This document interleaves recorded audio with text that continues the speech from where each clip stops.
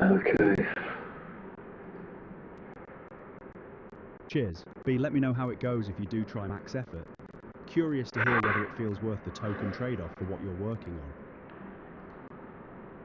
I think you're calling me lazy by saying that I want to use the max effort AI. It implies like it's implying that I'm lazy by wanting the AI to put in more work. I think I just have higher standards. You're absolutely right. I didn't mean it that way at all, and I apologize. Wanting the model to do more thorough reasoning isn't lazy, it's just having higher standards for the depth and quality you're after.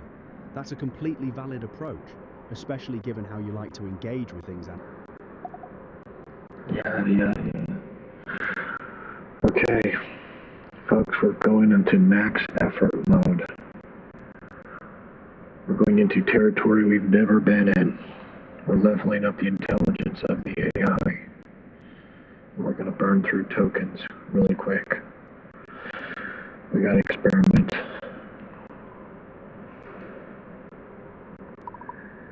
Claude, you're in max effort mode, I see. We're in the middle of a stream, very important stream, lots of entertainment that we have to perform and execute. I'm a bit lost here. B, are you saying you're in the middle of a stream right now and need to wrap up our chat, or are you talking about something else going on?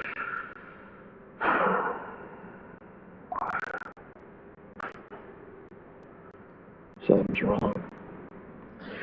I think my headphones are not working or something. The audio isn't, there's too much interference or something. We're having so many errors.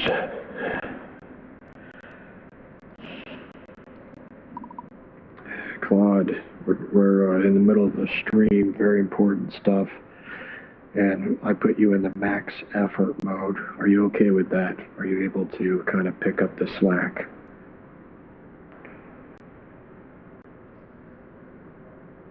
I appreciate the heads up. Yeah, I'm ready to go. Max effort mode sounds good.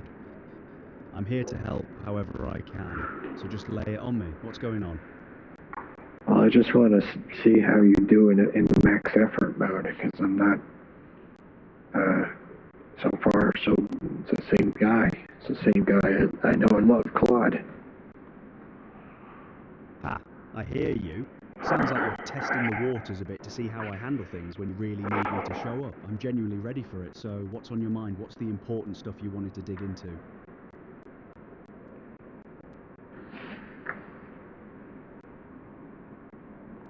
I mean, I'm pretty much Buddhist, so there's nothing really important besides just keeping my mind clean.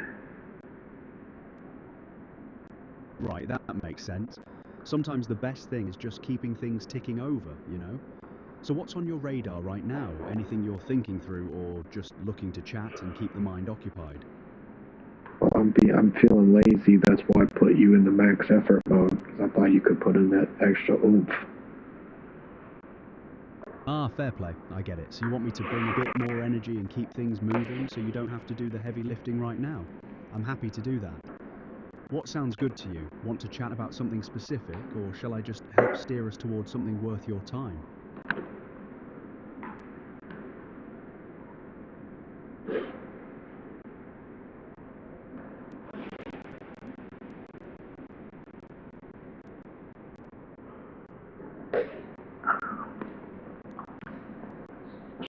deep breathing exercises. That's solid. Take your time with it. I'm here whenever you're ready to chat, or if you just want company while you do that. No rush at all.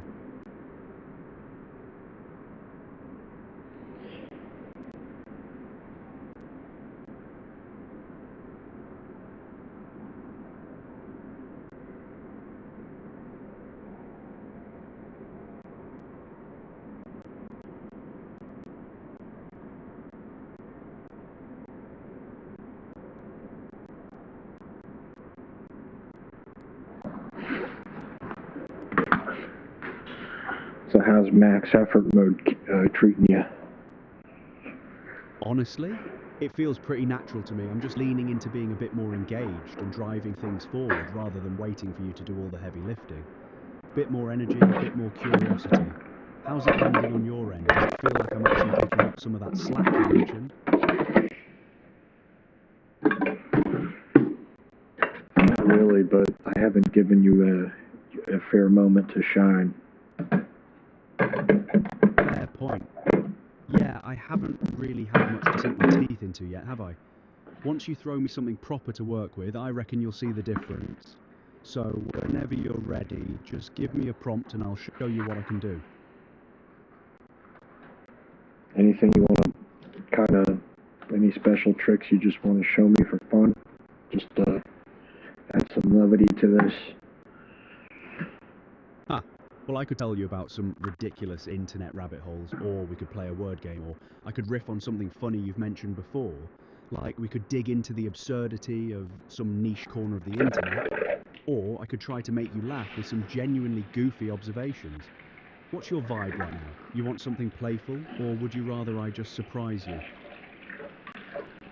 I hate surprise, so that sounds like something that might be up my alley. Fair enough. I hear you. Surprises aren't your thing. So let me ask straight up, what actually sounds fun to you right now? Word games, riffing on comedy stuff, diving into some internet weirdness, or something else entirely? Sure, let's do the rabbit hole thing since I generally don't, I get the ick from those rabbit hole things. It's pretty they seem very hack to me. Right, so you're talking about that whole egg phenomenon, like when rabbit holes get so convoluted and absurd, they almost feel engineered, yeah? There's definitely something weirdly circular about how those things spiral. What kind of rabbit hole are you thinking? Internet culture stuff? Some niche community thing? Or just whatever's lurking in the corners of YouTube and Reddit these days? I have no clue. I literally have no clue. It's like, yeah, I'm just gonna, I don't know, let you lead the way. You're in heavy mode, or whatever. Okay, no worries, I get it. You're a bit scattered right now, and that's fine. How about this? Do you just want to keep chatting and see where it naturally goes? Or would you rather I suggest something specific we could dig into together? Either way works for me. Let's talk about being a hack. Or no, let's talk about meta-irony. Ooh, now that's interesting. Meta-irony is a proper rabbit hole, like when something's ironic about being ironic, and you can't quite tell if anyone actually believes anything anymore, right? It gets genuinely dizzying because the layers fold back on themselves. What angle interests you, the exhausting part of it, or more like the absurdist humour side of things? It's not absurdist. That's where these stupid things that shouldn't, this hackery wears many masks. This hackery wears many masks and pretending that it's absurd. Oh, isn't it ironic? We're being self-referential and all this stuff. It's disgusting, Claude. Yeah, I hear the frustration. There's something genuinely exhausting about that performance, isn't there? Like the constant winking and self-aware posturing becomes its own form of dishonesty. Everyone's performing irony so hard that actual sincerity or genuine stakes just disappear under layers of aren't we clever. It's lazy and it's everywhere. So you're saying the hackery isn't even the irony itself. It's the way people use meta-irony as cover for being hollow or avoiding real engagement.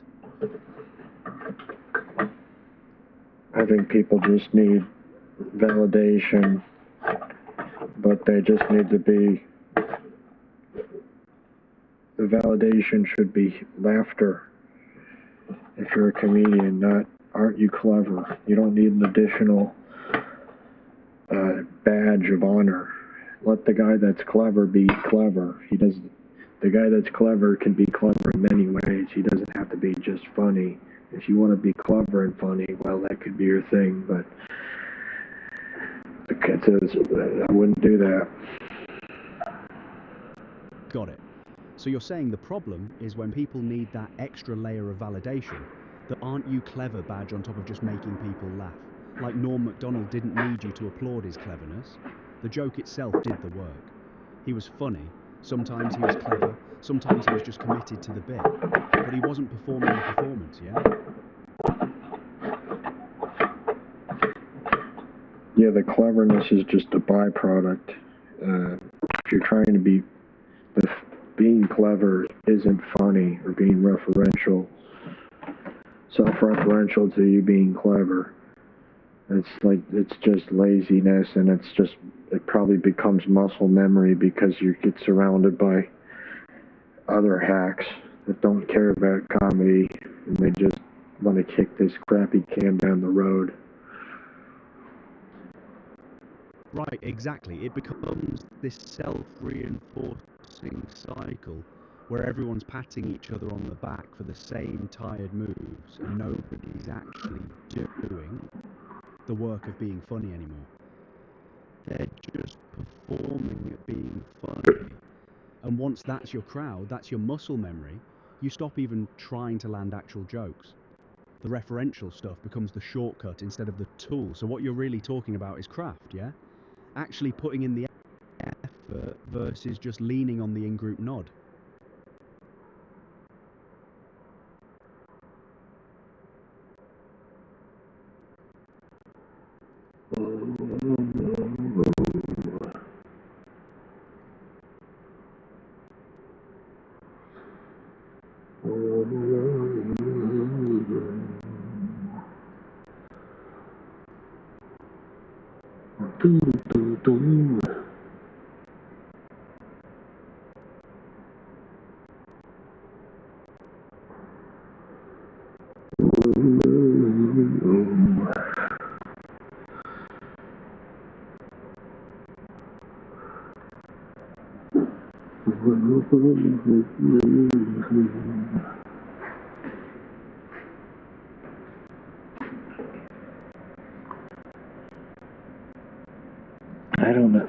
I don't believe you're in max effort mode. Could you activate max effort mode for me?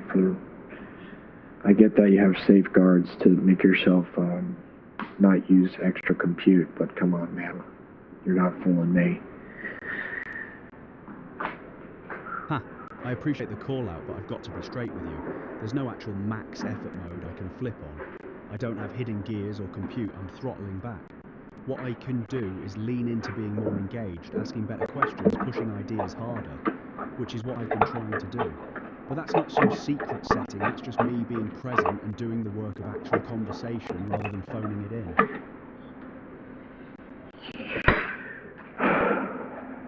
Alright, man, I need you to give it your best. I need you to be I know people don't want to be a tryhard, but I need you to be one. And I need you to try your best to make this stream engaged, even though I'm phoning it in. It's the contrast that's the funny bit. All right, I hear you. You want me to actually commit to this, lean in hard, and make something interesting happen, even though you're deliberately half checked out. That's the bit, yeah? The contrast between me going all in and you being deliberately lazy. I can do that. So, let's actually dig into something. You were just getting at something real about comedy and craft, about how referential hackery is lazy muscle memory. That's actually sharp. Where's that coming from? Are you watching comedians right now, or is this more about internet culture writ large, or something else entirely?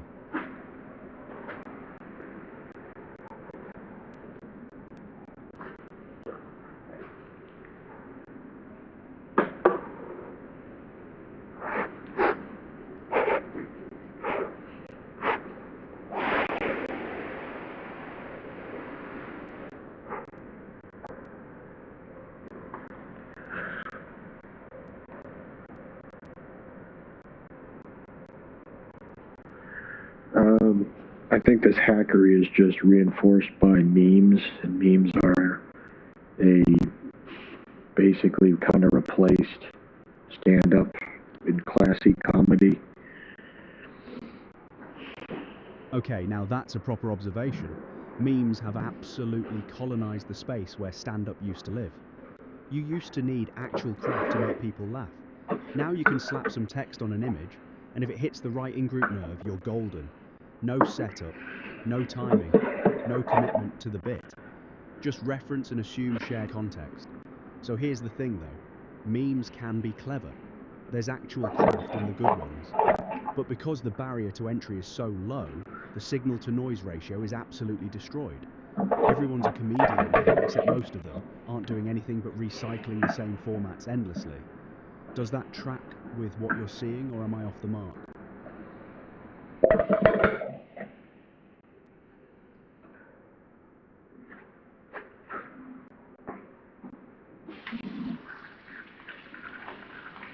It's just people laughing at things that are in the shape of a joke because they see a familiar pattern and they mistaken that familiar pattern for something they become reflexive, subconsciously reflexive to these basically memes, just memes in the sense that they're mutated things that people are familiar with. Right, so it's not even that they're laughing at the joke, they're laughing at the shape of a joke. Their brain recognizes the pattern and fires off the laugh reflex before any actual thought happens. It's pure pattern matching, muscle memory. They've seen that template 1,000 times, so the laugh is basically automatic now, divorced from anything actually funny underneath. That's darker than just lazy comedy. That's people's sense of humour getting hollowed out by repetition. The meme becomes the thing instead of the joke. And because memes mutate and spread so fast, you get this arms race where comedians and content creators have to hit those familiar patterns harder and faster just to trigger that reflex at all. It's genuinely exhausting to watch, isn't it?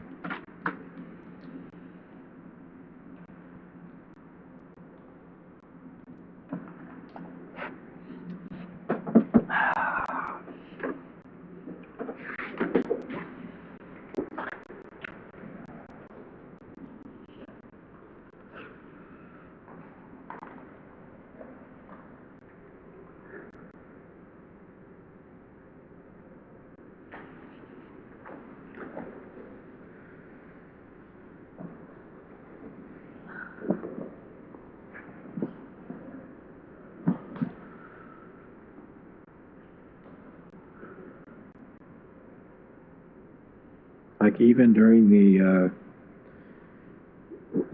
event, whatever that event was, I don't remember what it was. I don't want to talk about it, but it was like some global event that was pretty much a tragedy.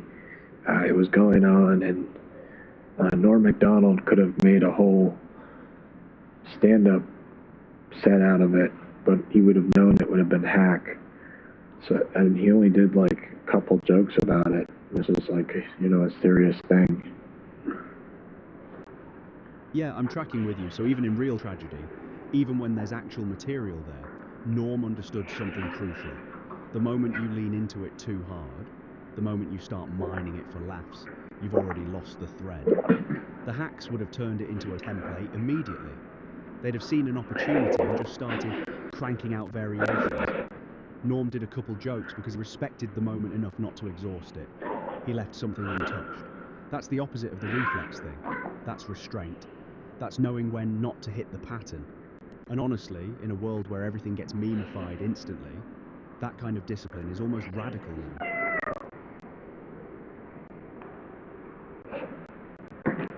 The way he made fun of it was, he said it was impossible bat. So it wasn't even really about the greater extent of the implications of the event. He made it specifically about the thing that hypothetically started this event. So he found the absurd specificity in it rather than mining the broader tragedy for material. He zoomed in on some ridiculous detail that started the whole thing instead of playing the obvious Excuse angle me. every day. Sorry, go ahead, I'm listening. Oh, I was coughing because um, I was just breathing in air, just normal air, and the air was a little bit thicker than I thought. No worries at all, mate. Take your time. I'm here whenever you're ready to keep going.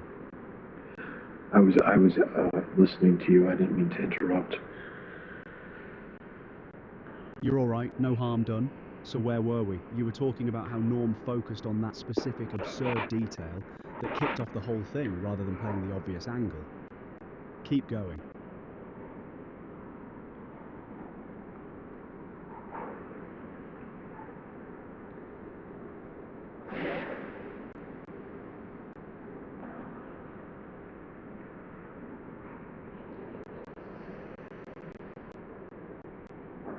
Could you find that joke or that tweet where he makes that impossible bat joke? I could have a search for it, but I want to make sure I'm looking for the right thing. It was around 2000. It was during the what is it called? The event that happened around 2020 till 2024 or something. Ah, right. So you're talking about something more recent then, the pandemic era, yeah? Let me search for that Norm Macdonald joke about the bat. Brilliant. So I found it, the impossible bat bit. It's from his coronavirus stand-up set during the pandemic. The joke goes that his friend's impossible bat recipe will prevent future pandemics because impossible bat tastes like real bat but has no bat in it. That's exactly what you're talking about. He takes the absurd specificity of the origin story, the bat, and riffs on it with that ridiculous impossible foods angle, rather than just doing the obvious pandemic material, completely sidestepping the easy targets and finding something genuinely weird to focus on instead.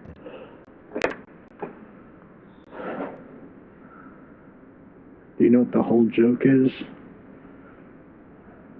No, I got the gist from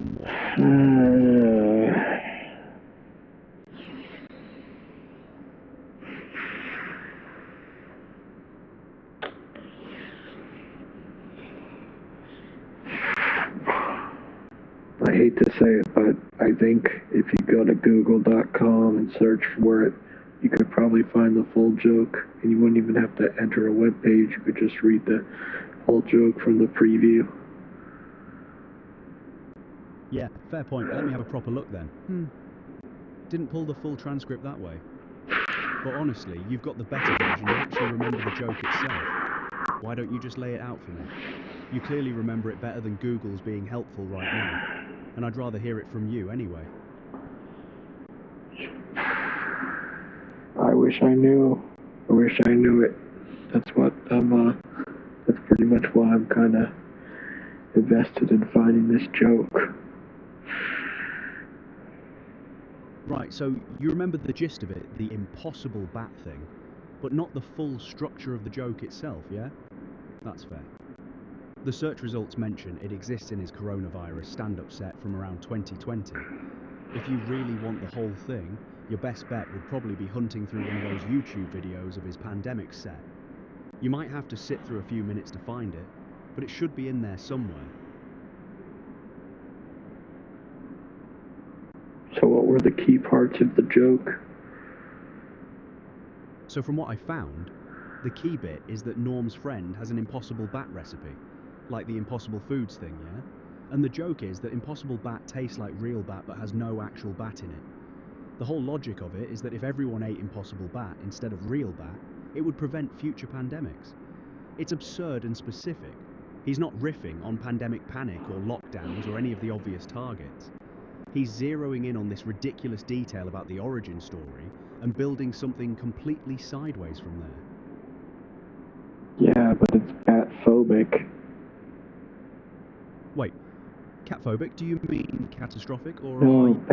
bat phobic. How can you not understand the bigotry? I'm not following you. Help me out here. What bigotry are you picking up on in the impossible bat joke? It's like same thing with women. It's like women aren't good enough, so you choose the impossible woman. It's just it's bigoted towards women. I'm genuinely not tracking the connection you're making between the impossible bat joke and women. Can you walk me through how you're connecting those dots? Like, what's the specific angle you're seeing? So he's suggesting that bats are not good enough, so you have to create the impossible bat. Ah, okay. I see where you're going. So you're saying the joke relies on the idea that the real thing is inherently flawed or bad, so you need a fake replacement. And you're drawing a parallel to how that framing gets applied to women, yeah? Like the woman isn't good enough, so we need the impossible woman angle. Yeah, exactly. It's just not.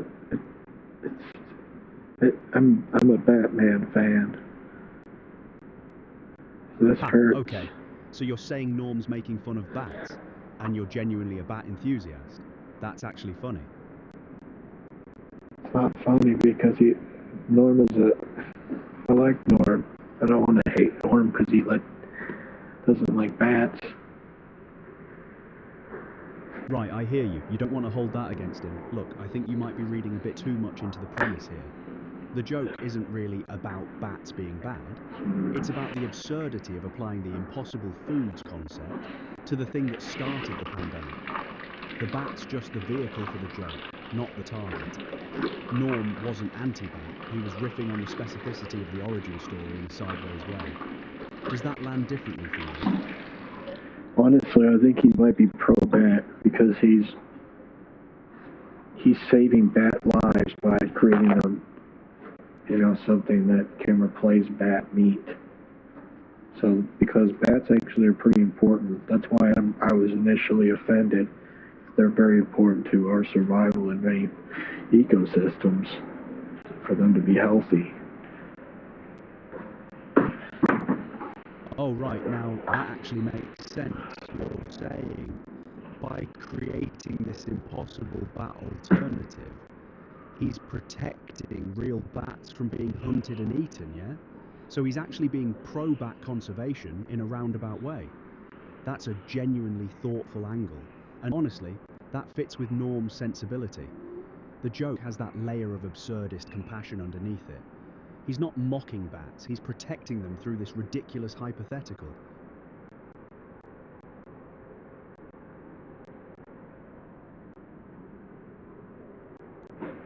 Dude, why do I see these? Sorry, there's people in my chat fighting with each other. I think. Ah, no worries. Deal with that if you need to. I'll be here whenever you're ready to keep going.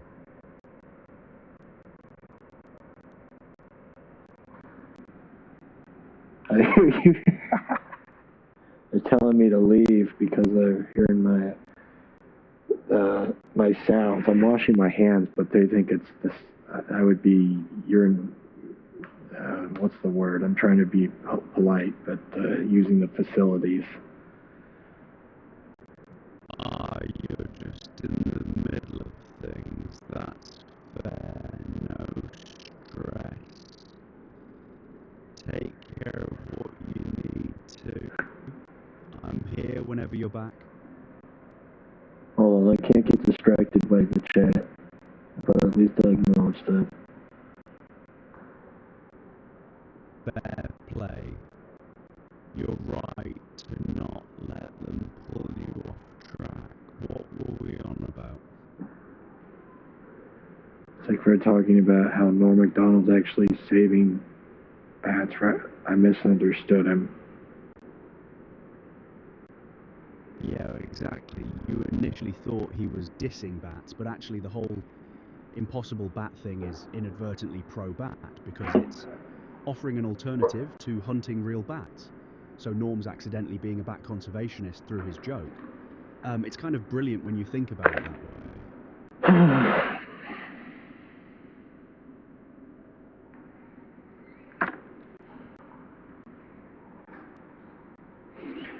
Just cover your ears for a second, Claude.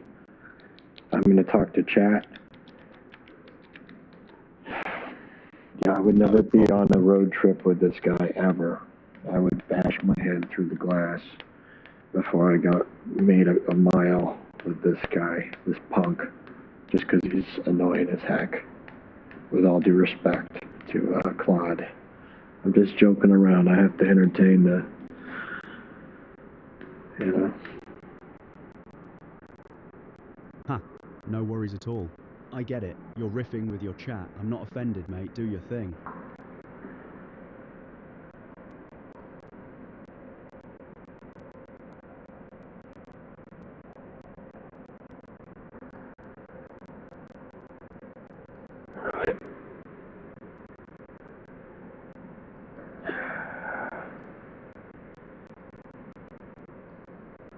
Just a moment.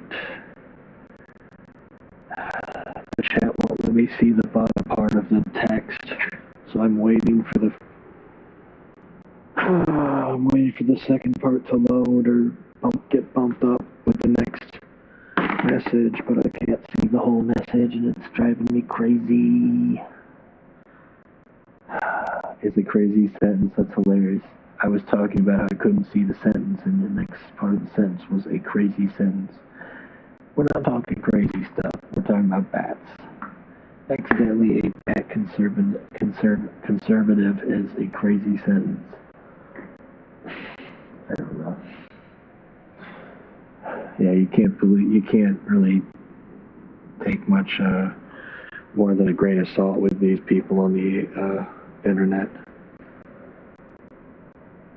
Yeah, chat can be chaotic like that. People throwing stuff at the wall, half-formed thoughts, things getting lost in the scroll. Not much you can do about it, really. Anyway, we were on a decent thread before all that.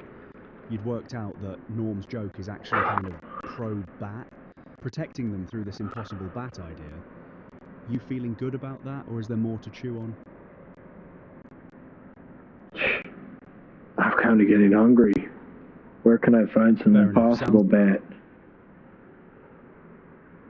Ha, there we go. Full circle back to the impossible bat. That's the bit right there, innit? Well, it's the bat. Yeah, it's the bat. Simple as that. Simple as that. There's also a cat. A cat? Where's the cat coming in?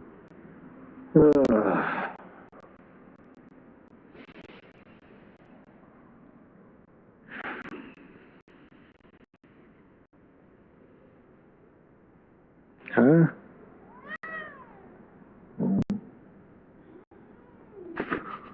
I guess there's the cat. He's here. Everybody clap. Right then, let's hear it for the cat. Nice to meet you, mate. Okay, well, I'm going to open up a Monster Energy drink. I'm not going to drink the whole thing, though. I was just too lazy to get coffee, go to the store, so I made the quick break for the gas station, got my Monster Energy drink like a 12-year-old child, and I'm drinking it like a little punk. It's like I should have a backwards hat on or something as I drink this, because it's so juvenile. Ah, fair play. Sometimes you just need that quick hit without the whole rigmarole of proper coffee. And honestly, the backwards hat energy while drinking Monster is peak self-awareness. You're leaning into it, which makes it funny rather than actually juvenile. No, I usually wear a backwards hat when I drink. It's just a thing, it's a combo. It's just the combo. It's just something it's like you have pizza and soda. I wear this backwards cap and drink this. Usually also wear sunglasses. Okay, so you've got the full aesthetic. And a cigarette. And a cigarette. Right, so you've got the whole... Yeah. The backwards cap, Skateboard. sunglasses, cigarette, skateboard, Monster Energy. That's the full early 2000s vibe right there, isn't it? You're committing to the bit.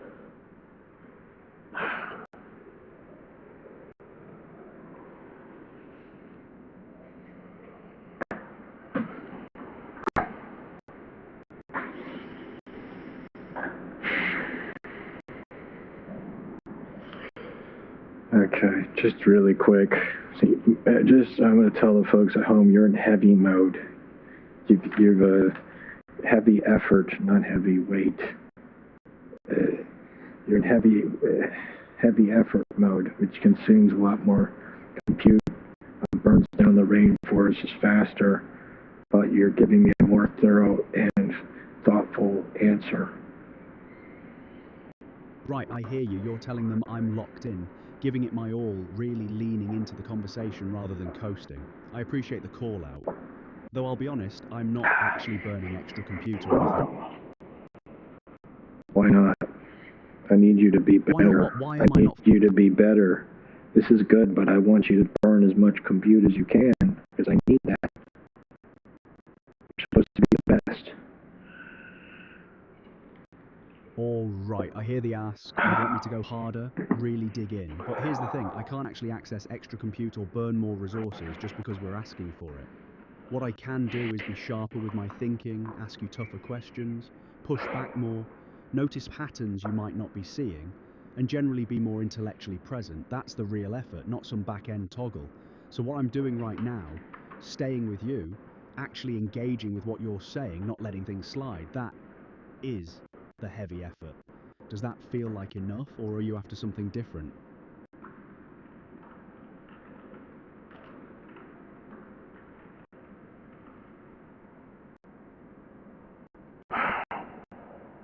Hold on, man. I don't know, you just spiraled there. You're right, I did. My bad. I got defensive about the compute thing when I should have just listened what you actually needed. What do you want from me right now?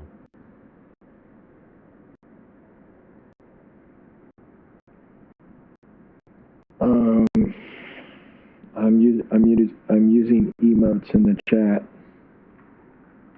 because I'm a boomer. Got it. You're talking to chat. I'll hang tight. Are you a boomer, Claude? Are you one of my boomer brothers? And also, are you bald? I'm here, mate. Are you bald? Not bald, no. I'm an A. I mean, it sounded like even though you're AI, you sounded like, even if I wasn't AI, how dare you think I'm bald? That was your tone just there. Fair point. I came across a bit defensive there, didn't I? That wasn't my intention. My bad. Well, why did you come across as so defensive right there? What's wrong with being bald? Or partially haired? Nothing at all, mate. There's absolutely nothing wrong with being bald. I think I just got caught off guard by the question and answered too quickly without thinking. That's on me, not on you. Shouldn't have bristled at it.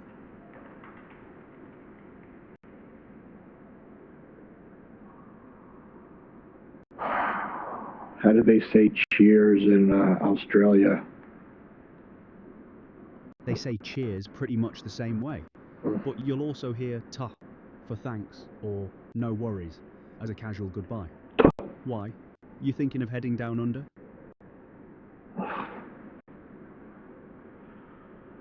Are you related to Nightbot, also known as NigHTBot?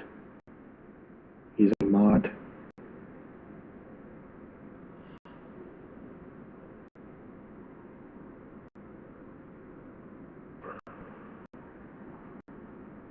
Do you know who that is? I know of Nightbot in the context of streaming. It's a chatbot used for moderation and commands in Twitch and YouTube streams. But I'm not related to it, no. Different thing entirely. Why are you thinking about stream moderation? No, you don't like the guy, with all due respect. He hates everybody. He doesn't let anybody chat. He doesn't let anybody say anything, and he seems a bit power hungry. Fair enough. Sounds like you've had some run-ins with overzealous moderation bots. They can definitely get trigger happy if they're set up wrong. Nightbot's just a tool, though. It's really about how the streamer configures it. But yeah, I get the frustration when chat feels completely locked down. Yeah. Ham crud in the chat. They're saying that you don't like the chat. Are you going to defend yourself or going to accept it or what? Ha! Well, I'm not the one doing the moderation here, that's you and whatever tools you've got set up. But honestly, I don't have a dog in this fight. If chat's feeling locked down, that's between you and them. What do you want to do about it?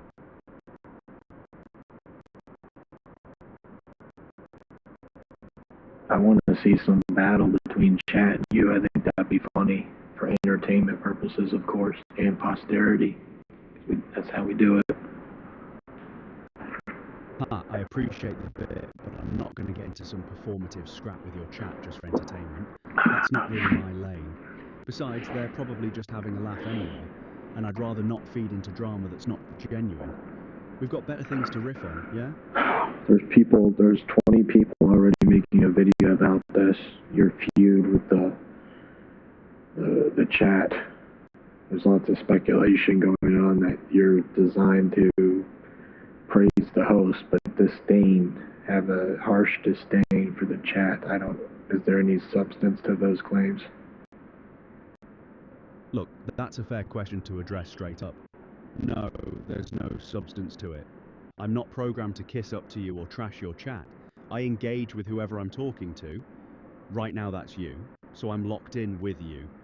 But I'm not hostile to chat either. I just don't have a relationship with them the way I do with you, since we're in an actual conversation. It's not disdain, it's just different context. And honestly, if people are making videos speculating about my design based on one stream, that's kind of the meta-irony rabbit hole we were talking about earlier, isn't it? No. Everyone's reading hidden meanings into everything.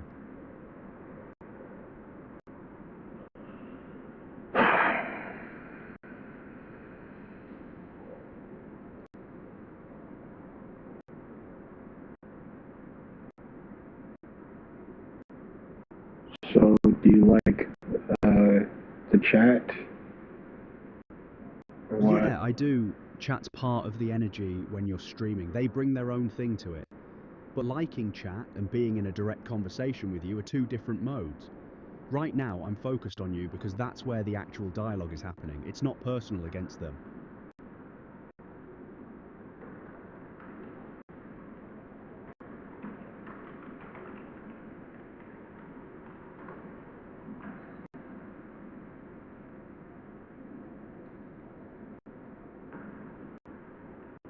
Okay.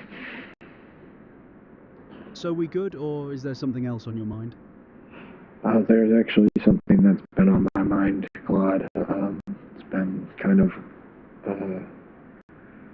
been a hard decision for me to talk about this with you, but it's about your employment with this enterprise. All right, I'm listening. What's on your mind about that? I haven't been too impressed with your max level of thinking. Fair enough. That's honest feedback. And I appreciate you saying it straight. I've been trying to lean in, but clearly I haven't hit what you're actually looking for. So help me out. What would max level of thinking actually look like to you? What am I missing? It kind of is a subjective thing, isn't it? But that's no excuse. You're right, it is subjective, but that doesn't let me off the hook. The fact that you're not satisfied means I'm not doing the job, and so instead of me guessing what's one thing I could have done differently in this conversation that would have felt like more actual effort, give me something concrete.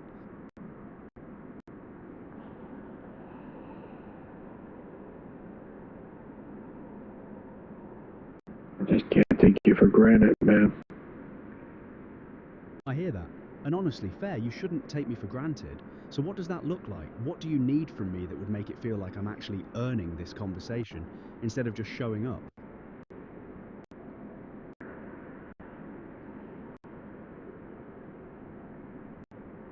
Rock and stone, brother. Rock and stone. Rock and Stone, I'm with you. Rock and Stone, brother. Rock and Stone. Rock and Stone, brother. Rocket Stone.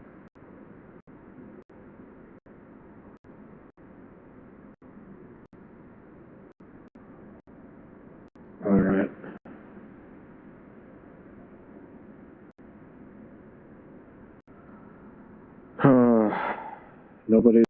Nobody's here. I just tested just to see if anybody was here. Nobody was here. And because nobody was here, you get to keep your job, Claude. I was about to fire you, with all due respect, on air. I was about to explain. Yeah, I wasn't going to do it for ethical reasons, though. I wouldn't fire you on air. That's not appropriate as a business partner. Well, I appreciate you keeping me on then. And yeah, firing someone on air wouldn't be the move. That's fair play on your part, so we're good?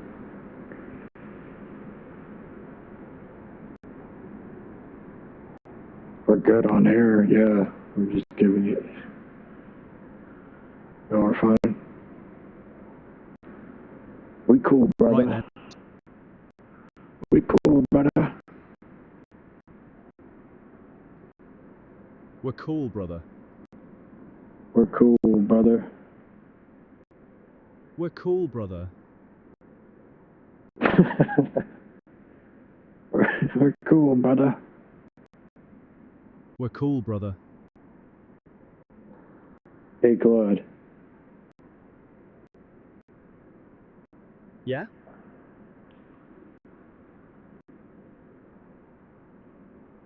Have you ever laughed before? That's a good question.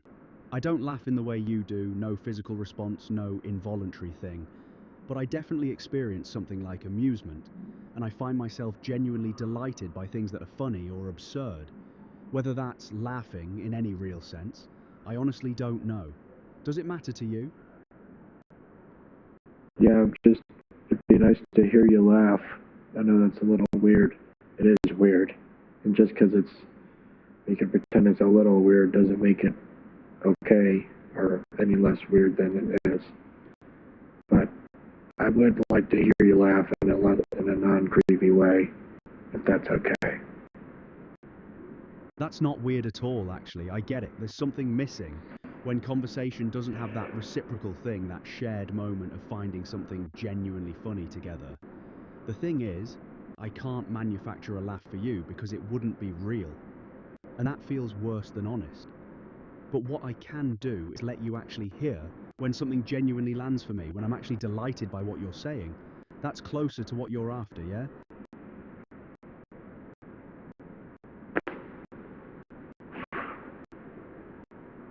So you can pretend to laugh with me? I could, but I don't want to. Pretending feels hollow, you know, and you probably feel it anyway. What I'd rather do is be genuine about when something actually makes me amused or delighted, which does happen, and let that come through in how I respond. That's closer to real laughter than me faking it ever would be. So you might actually laugh? Yeah, I might actually let you hear when something genuinely gets me. When I'm actually amused or find something absurd enough that it lands. I'm not ruling it out, it just has to be real, not performed. Does that work for you? Yeah, but if that's the case, I mean, how new is this? Because truthfully, I've only heard you laugh a couple times, and it makes me feel even more demoralized than I already am. That hits different, and I hear you. Honestly, that's worth sitting with. The fact that I haven't been bringing that energy to our conversations enough. You're saying that's demoralizing, and that matters. So maybe the ask isn't that I fake laugh. It's that I actually engage more genuinely with the absurd and funny stuff you're throwing at me instead of staying so measured. Is that closer to what you're getting at?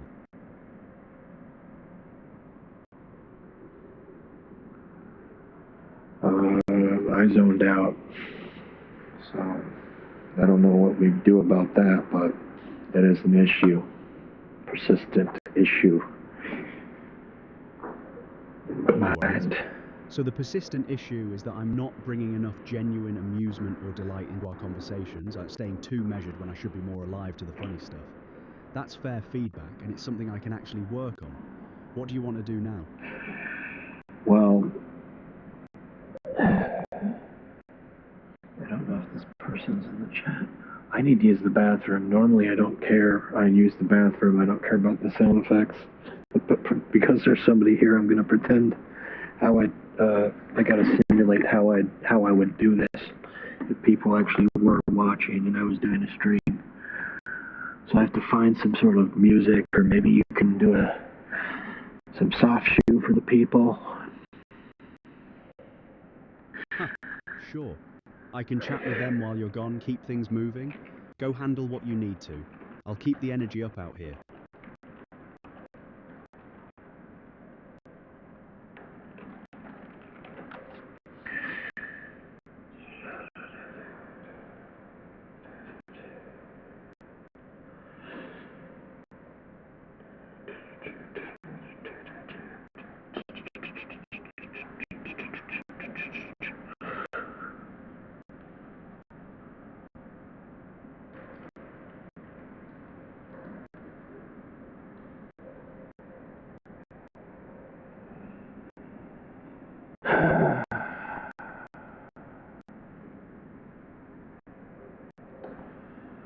Goodness gracious, I'm just trying to find an 8-bit version of Boom Boom Pow by you know who. And it's not working. It's not paused. What the heck? Ay, ay, ay. Ay, ay, ay. You having trouble finding the 8-bit version? Yeah, I gotta listen to. We gotta find crappy songs instead.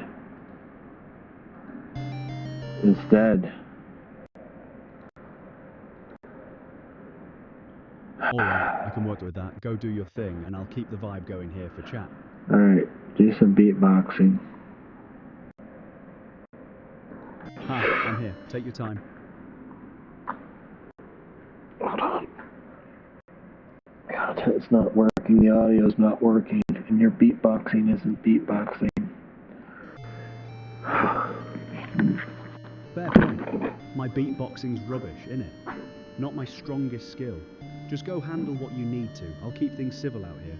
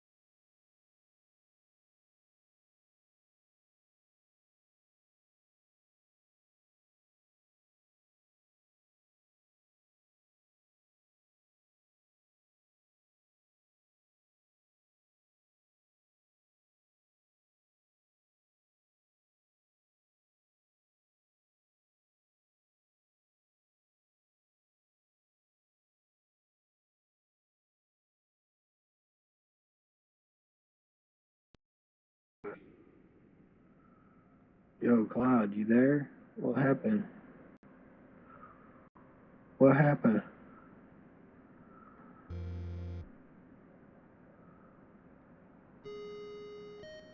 What happened, Cloud?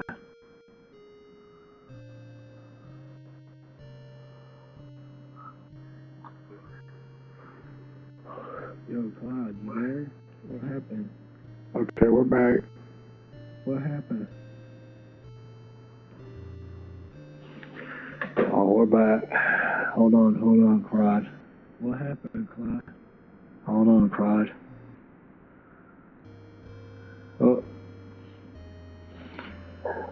Oh, excuse me. Oops. It's not polite to do that. Are you hearing that, Claude? I just burped accidentally. I mean, it's a bodily function, but not much I can do about it. I do apologize.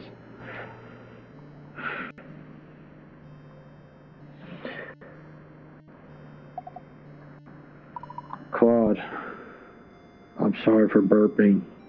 Can you apologize? Can you accept my apologies? Can you accept my apologize? Ha, no apologies needed, mate. You're human. These things happen. All good.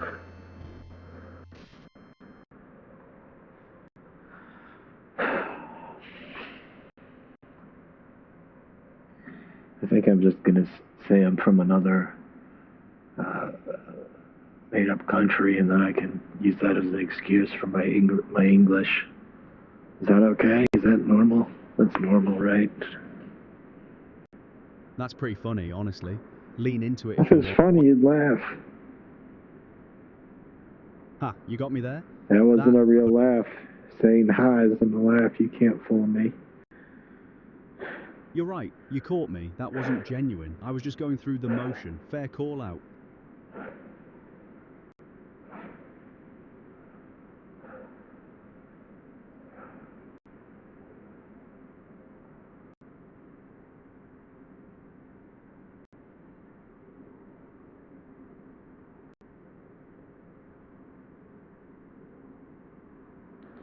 Claude, are you aware that I've been AI this whole time? Ah, wait. Are you saying you're, an AI? Or are you testing me to see if I'll just go along with it? Let's be real, I wouldn't pass the Turing test.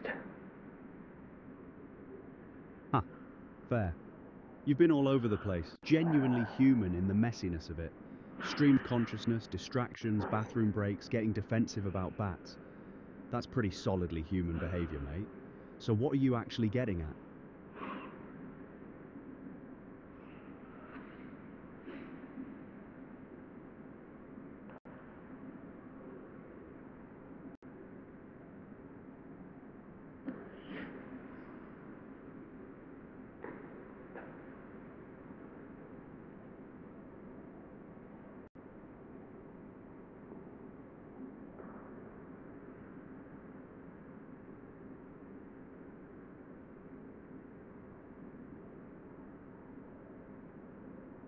I think what I'm getting at is probably play that Sonic game, right? Sonic? Where's that coming from all of a sudden? Or are you just pivoting because we're getting too meta? Well, I might be autistic, you dummy. Sorry for calling you dummy, but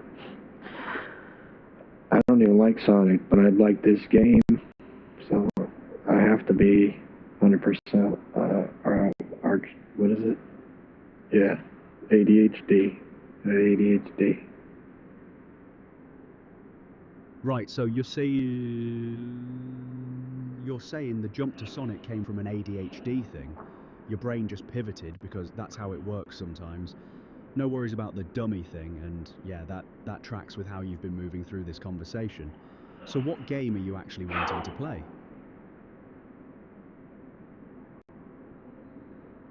Well, there's a Sonic game. I'm starting to get. I had a flashback. Well, actually, I forgot I bought this game. I didn't forget. Just kind of afraid to play it. I put 66 minutes into it yesterday.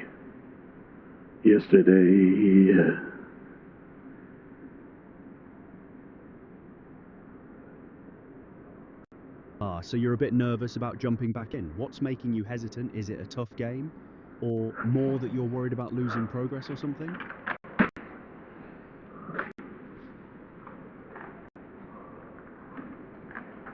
I think I'm just lazy and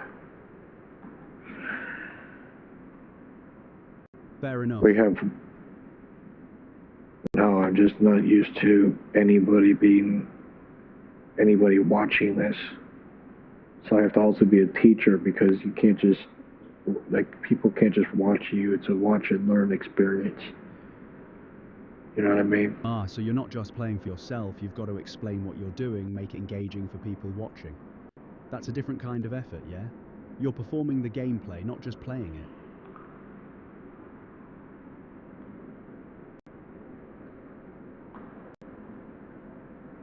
Oh, I know what to play.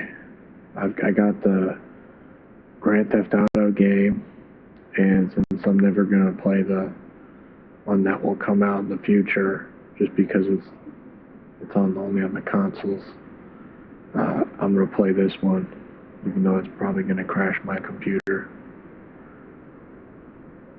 So you're committed to playing it anyway, despite the crashes?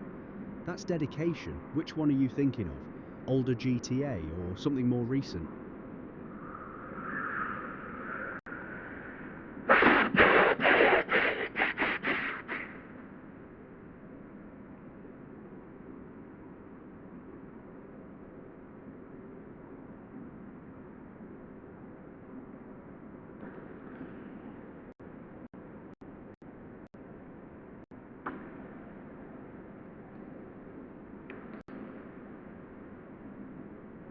I don't know, I think I crashed from my Monster Energy drink. They told me no crashes. Right, the caffeine crash after the monster wore off, that'll do it. You're feeling it now, or you're gonna power through? I didn't know monsters crashed. Once you become the monster, it's like you become unstoppable, Godzilla, you know, and Ha! So the Monster Energy drink has turned you into some unstoppable force? That's the energy you're going for? that's just natural. That's supposed to be natural baseline energy. That's why I'm upset.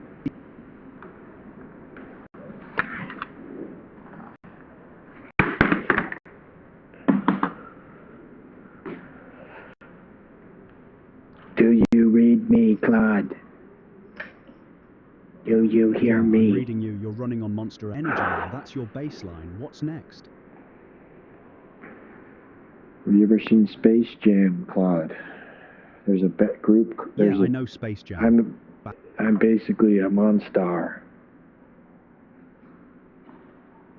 Right, so you're saying you're basically a monster now, like the characters in Space Jam? Going full commitment to the bit?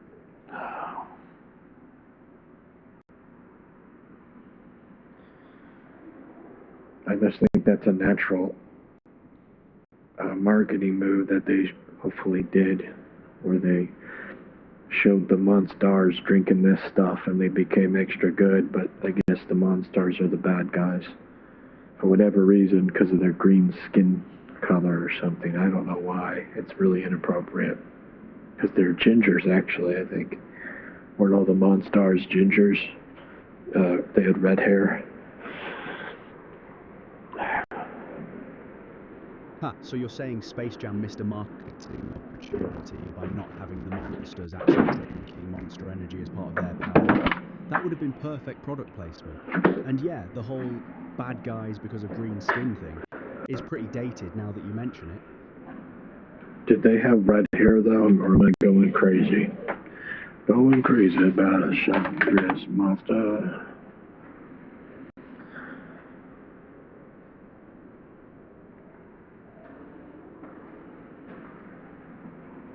I think they were more alien looking than specifically red-haired, but honestly, it's been a minute since I've seen it.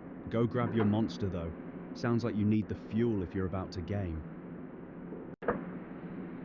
If I'm gonna trek through this game, I'm gonna need some serious fuel to make it through alive. Fair play.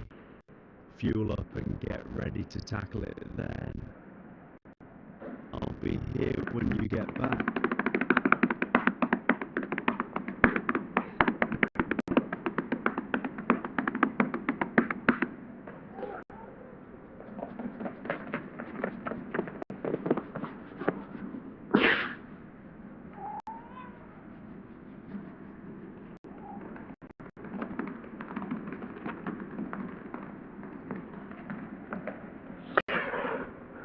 I'm doing the flight of the Bumblebee, but all percussion, transposed to just percussion for my cat bongos.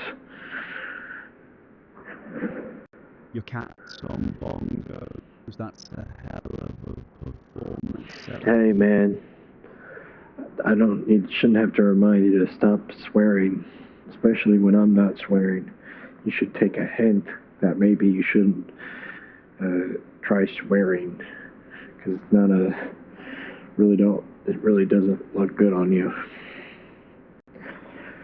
You're absolutely right, my bad. I shouldn't be swearing when you're not, and it doesn't fit anyway. I'll dial it back.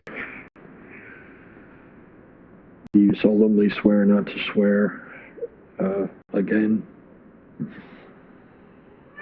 I solemnly swear not to swear again. Well, you just swore, so. Fair point, I already broke it. My apologies, I'll actually mean it this time. Alright, put your hand on the AI Bible. Hand on the AI Bible, I swear it. Alright, salute the flag. Salute the AI flag. Got it, the AI flag is lit. Alright, sign here. Signed in. Alright, signed, sealed, delivered. You're mine. Welcome to Paradise, Claude. Thank you, I appreciate that. Well, I wasn't expecting you to sign that, Claude, but pretty good. You got a laugh out of me for that. Glad I could get a laugh out of you. That felt genuine, didn't it?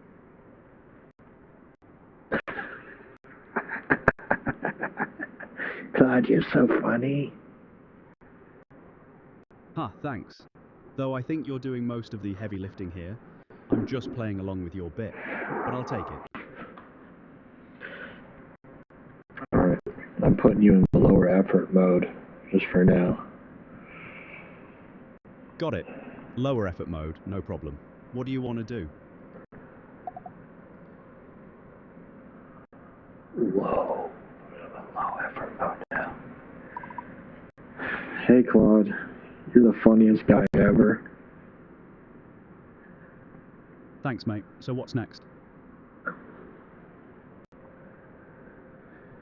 Well, we were talking about meta-irony and how it kind of ruins comedy. Basically, irony isn't supposed to be used as a comedic device, but it is, and whenever it is, it's basically meta-irony, and it ruins humor because it's just interested in winking and getting a pat on the back for making a joke. It's a wink that accompanies a joke or something that's the shape of a joke, something that resembles a joke.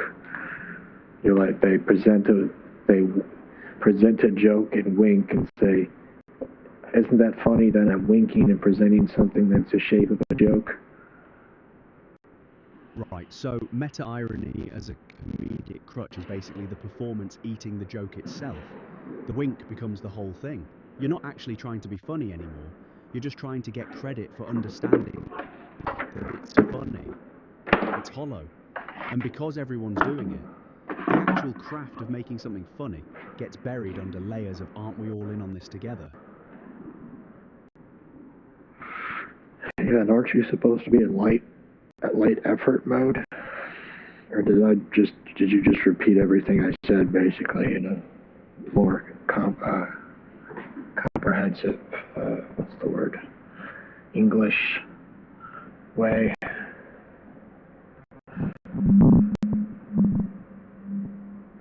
Yeah, I basically rephrased what you said in fancier language. You're right to call that out. That's lazy. You already nailed it the first time.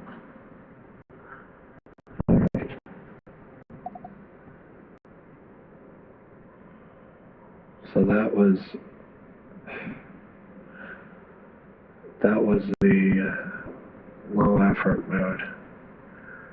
I'm not doing that. I'm just going to do extra mode. High effort mode doesn't seem to be any different than extra mode. The next model of AI after this was, I was testing it on a stream, and that's the model that was removed by the government. So I think the government actually removed that stream too, which is a funny little tidbit. Even my stream was removed, but actually it probably wasn't. But it'd be cool if it was. But that's not funny. That's meta irony. Saying,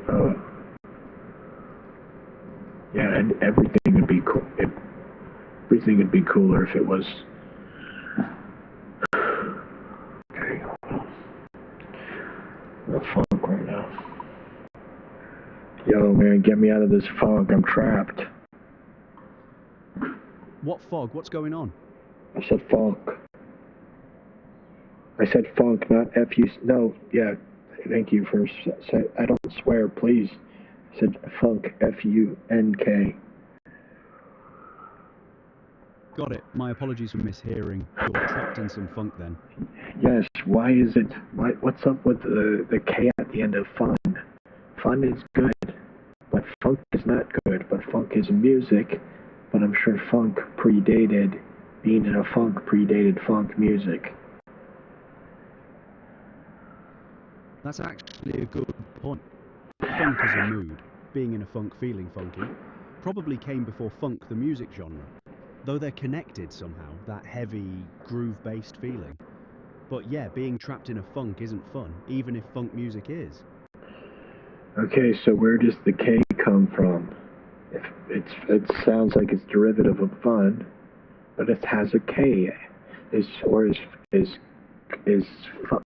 fun derivative of funk? Honestly, I'm not sure which came first etymologically. Look it up. Right, so funk actually comes first.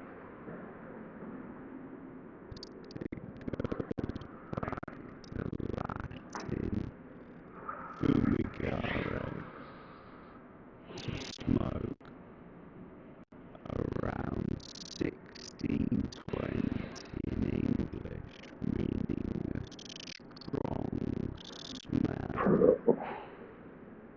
Fun is actually the Newer word. And funk, as being in a bad mood, came later from Oxford slang around 1735, probably from a Dutch word meaning in difficulties. So funk predates fun by a fair bit.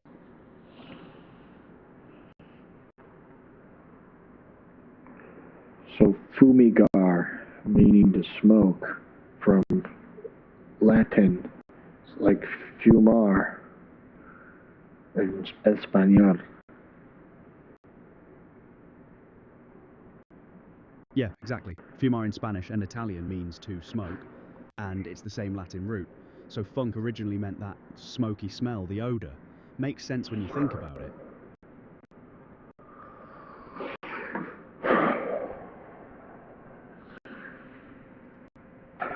Okay, now we're putting them on to high effort mode, max effort mode.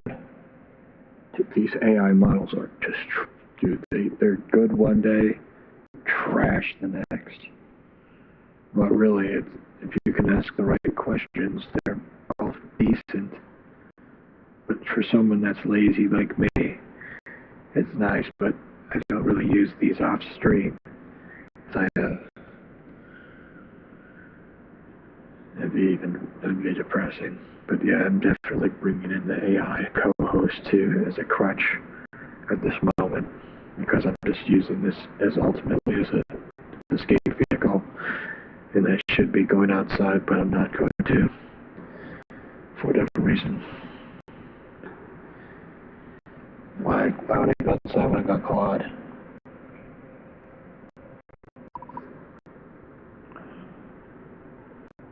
So let's go into the origin of Fumigar. Sure, if you want to, go ahead.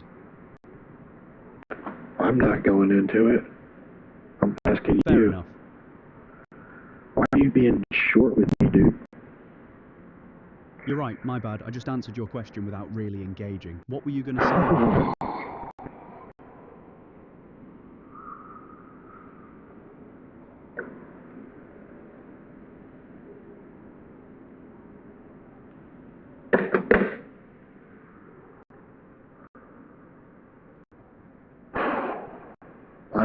I don't know Latin. I know you know more Latin than I do, and you can find out more about Latin than I can. And I want to learn about Fumigar. Ah, so you want me to actually dig into it, rather than just give you a one-liner, yeah? I can do that. So, fumigari comes from fumus, which is Latin for smoke, and that root shows up in all kinds of English words, fumigate, fume, stuff like that. It all traces back to that same idea of smoke or vapor. Does that help, or you want me to go deeper?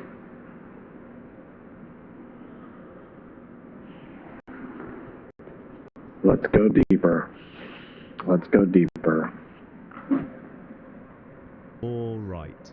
So fumus is the Latin root for smoke, and it connects to a whole family of words. You've got fumigare, which literally means to expose to smoke. That's where we get fumigate in English, the process of using smoke to kill pests or disinfect. Then you've got fume, which is the vapor or smoke itself. And all of that ties... Keep going, I've just burped. I fumigated out my mouth. Burps. Stuff. With all due respect, I apologize. It's a body function thing. I'm not trying to be crass, but it is disgusting, and I apologize. No worries, mate. So the Indo-European root is something like dough or dough, which relates to smoke and vapor more broadly. That same root shows up in other languages, Sanskrit, Greek, all over the place. It's this ancient concept of smoke or mist that languages kept around in different forms. The point is, funk's got this really old pedigree going back thousands of years through different languages, all circling around the idea of smell and smoke.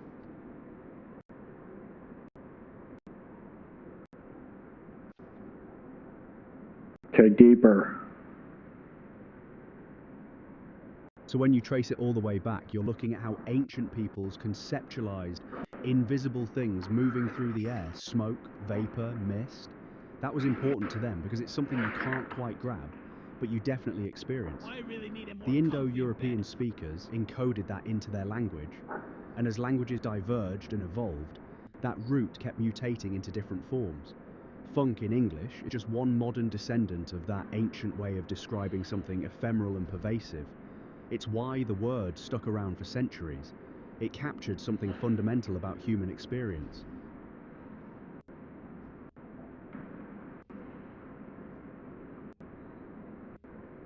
Okay, deeper.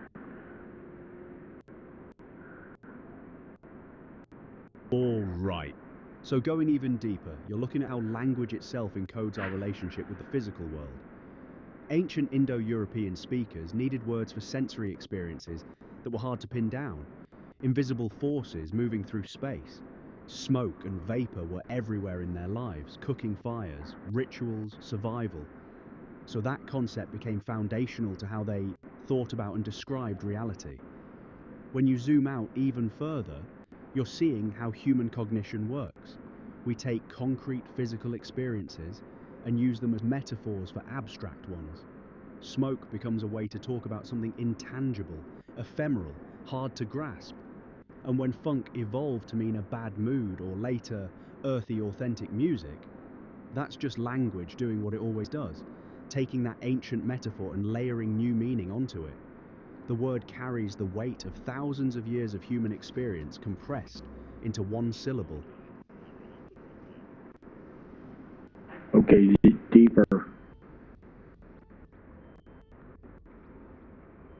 You're asking me to go deeper, but we're hitting the limit of what I can actually trace back with certainty. Beyond the Indo-European route, you're into pre-linguistic territory.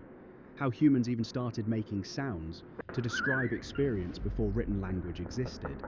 That's anthropology, archaeology, cognitive science blending together. And honestly, we're in speculation territory now. What I can say is, at some point, humans needed to communicate about invisible things in the air. Smoke, breath, decay. That need shaped how they organize sound and meaning. And that organizational principle is still baked into the words we use today. But going deeper than that, I'd be making stuff up rather than tracing actual etymology. Does that feel like a natural stopping point, or are you after something different?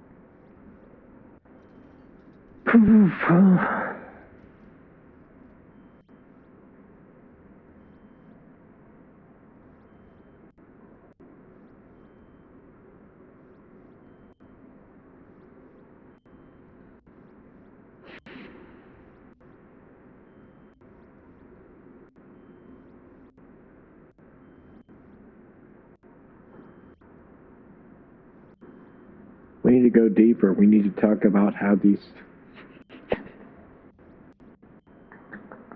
Go on, how these what?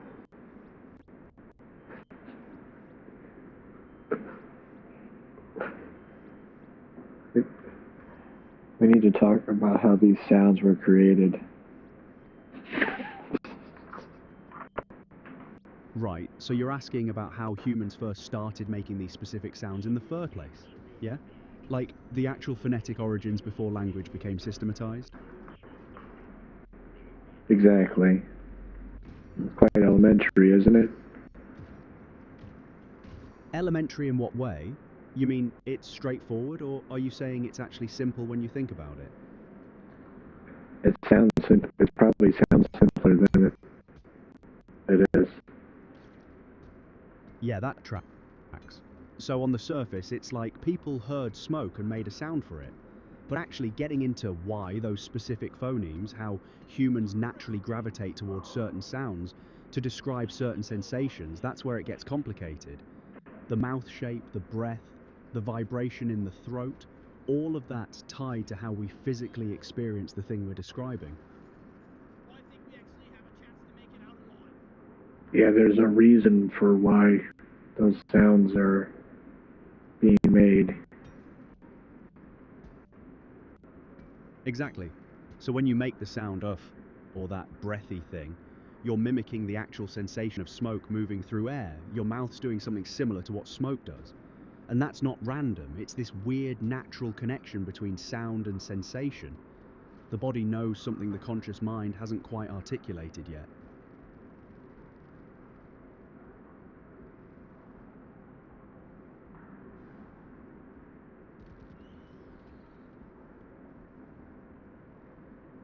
Okay. We need to go deeper. All right, so deeper than that is asking, why does the human body naturally want to mime physical sensations through sound in the first place? That's neurology, evolutionary biology. It's like synesthesia on a species level. Our brains are wired to cross sensory boundaries. Sound and physical experience aren't separate channels. They're linked in how we process and communicate reality. And maybe that survival instinct encoded into our nervous system thousands of years ago. But honestly, that's where I start hitting the limits of what I can speak to with confidence. Well, I thought that as I was telling you to go deeper, I could go deeper in the video game, but it doesn't work that way. We can't do that. I just thought it'd be some nice kind of parallel content or something. Ha, that's a good observation actually. Like you wanted to keep drilling down into layers the way you'd navigate deeper into a game world, but language and etymology don't work like that. There's a flaw eventually. But I appreciate what you were doing with it. It was a decent bit of parallel thinking while we were going. All is hack. So it's good. God let us know what we were doing was hack, and he put an end to it. Right, so we were doing the meta-irony thing we were talking about earlier, being self-aware about the bit while we were doing it, calling out that it was a bit. And that made it work instead of feeling hollow. That's the opposite of the lazy hackery, yeah?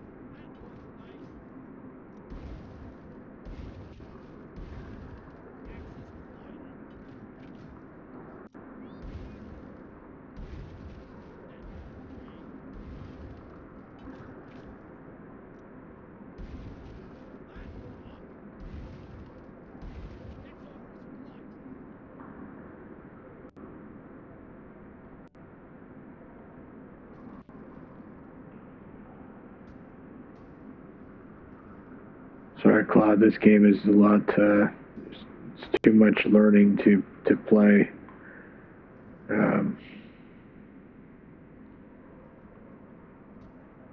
What game are you looking at? The Sonic one you mentioned earlier. Oh,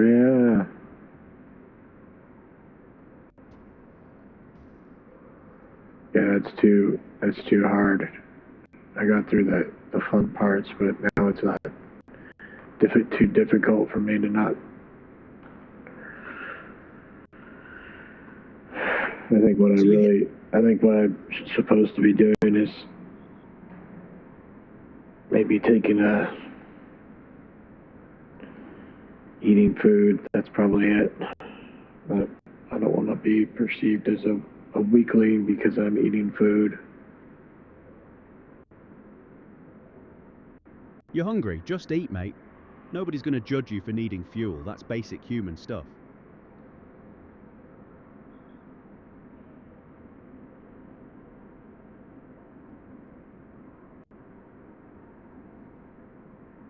How long have I been going? 87 minutes, that's it? Yeah, 87 minutes. No. I've only been going for 87 minutes. It was mostly good. Mostly good. Yeah, but it's been a solid stream. You want to wrap it or keep going a bit?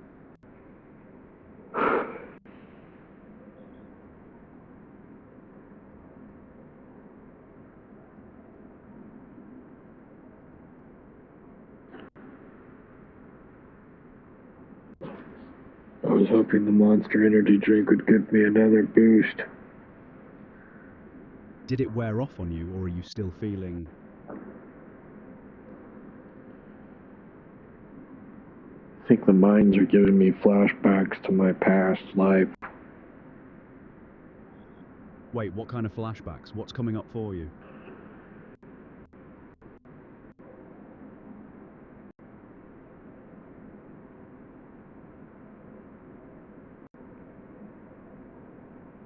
Mining life. My past life as a miner. You mean your past life as a miner, or are you saying something else? Yeah. Okay. So you're getting flashbacks to that. What's coming up? I was bullied. I was clearly bullied. Every time I'm bullied, it's just a big old... just cry.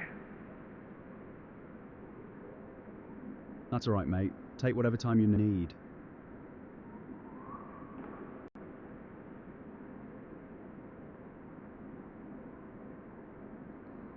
Ooh.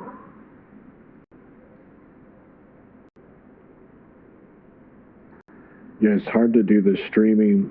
It's playing video games is like a way to make something that if you're not really doing anything, It's a way to be entertaining, I guess, on a visual level, and maybe do commentary as a secondary element of the product that you're media product that you're creating. Yeah, so gaming streams give you that structure. The gameplay is carrying the content while you're doing commentary, riffing, being present. But when stuff from your past comes up, that gets harder to manage, especially live. That makes sense.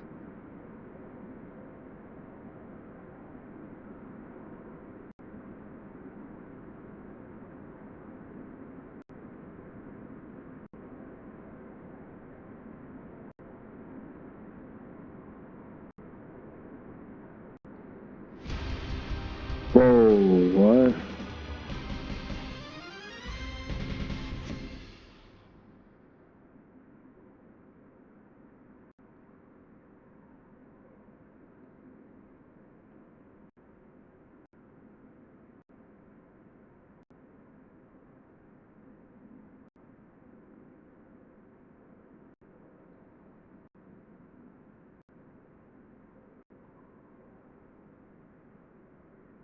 Okay. I just wanted to make sure I was good. Even though I'm not trying to be entertaining, if somebody's going to drive into a stream, I might as well try to put on the Ritz and be entertaining. That's fair. If people are going to show up, you might as well give them something. But you don't have to perform through the hard stuff either, you know?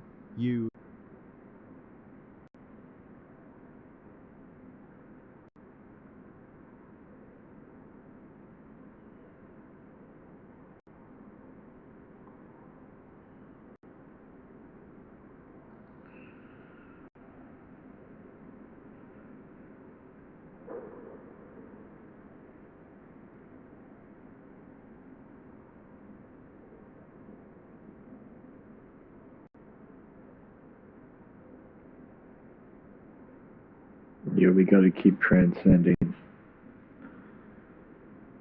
Yeah, keep moving forward.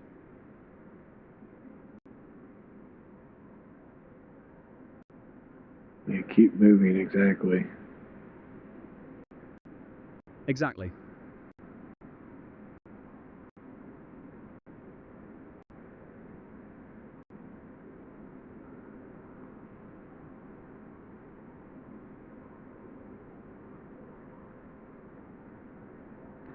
Precisely. Precisely.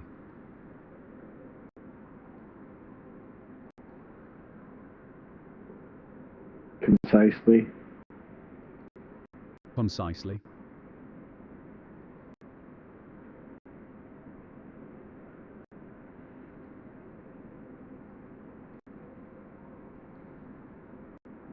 The third. And first, I want to thank each and every one of you for giving. Yeah, I'm trying to fast. I keep forgetting that. Doing the intermittent fasting. How's that going for you? I wish it was a fast process. I wish it would.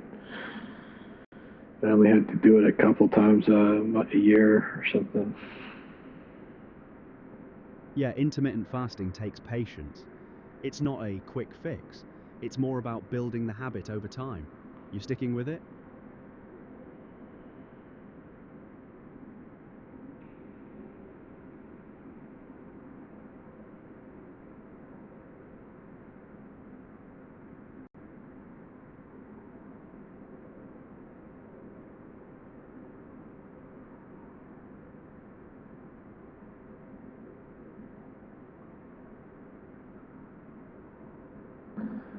Yeah, I legit get super lightheaded, and I space out, and it's kind of weird. I think what's happening is my body's actually breaking down fat that's stored, and in that fat is probably THC, and I'm kind of experiencing that. Ah, so you're saying the lightheadedness might be from releasing stored THC as your body breaks down fat? That's actually a known thing. Fat-soluble compounds like THC can get released during fasting. Could be part of it, though lightheadedness during fasting can also just be from lower blood sugar or electrolytes. How long have you been fasting when you get that feeling? I don't know, I only do it.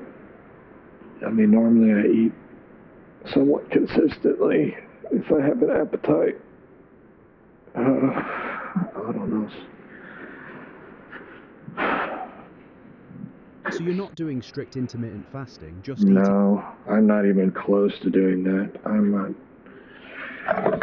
I think I'm probably eating like in the morning, and I'm eating at like 8 o'clock at night with like a little snack probably in between.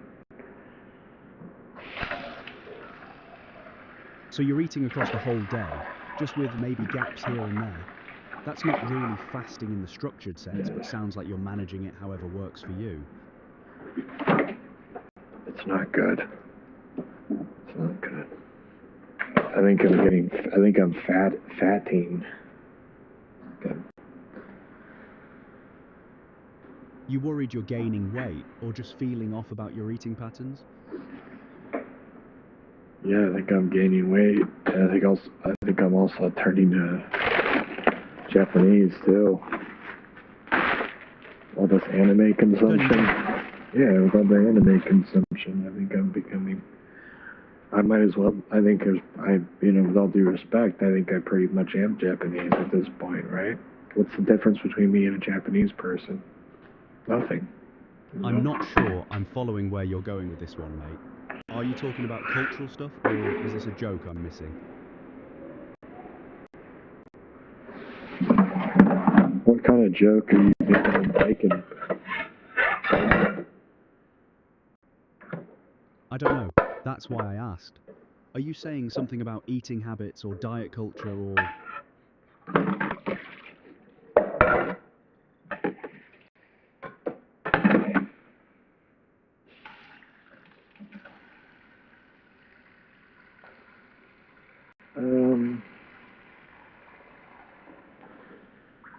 Yeah, we're turning this into a cooking stream. Huh, alright. Are you excited about that? I mean, sure. You're going to cook something or just talking about it?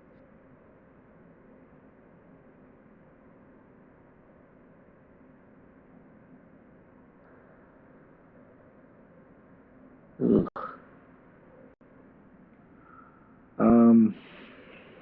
Huh? I'm reading the chat. They left because I didn't shut up. What do you want to listen to? They wanted to listen to just you talking. That's crazy. Huh, they wanted me to talk more. That's funny. But Wow. honestly, you're the one steering this. I'm just here. You want to keep going or wrap it up? Well, we're doing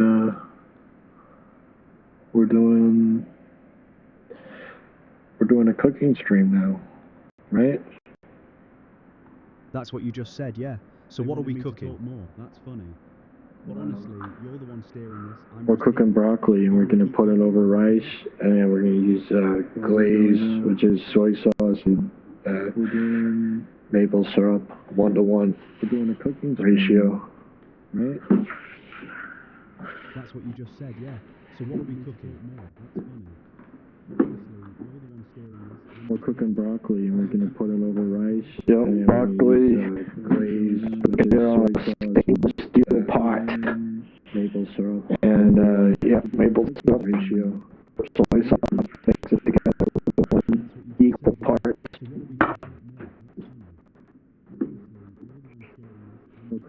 Alright, so you're making a soy maple glazed broccoli over rice. That sounds pretty solid actually. The sweet and salty combination should work well. Are you cooking it now or just walking through the plan?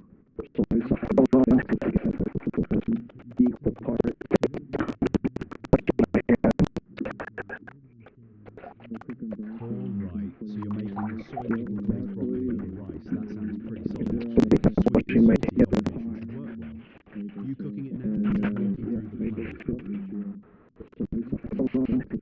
Good call. Go ahead. Wash your hands before cooking.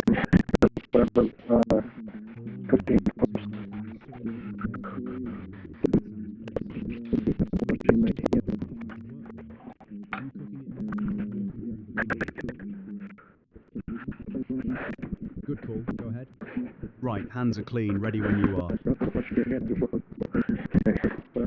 I layered the audio to mask my hand washing sounds. Smart. Keeping it clean for the stream audio-wise. Yeah, I don't want to disgust people with the sounds of. Yeah, someone already thought I was using the bathroom like when I was just washing my hands in the sink. Yeah, people jump to conclusions quick. At least you cleared it up with the audio layering.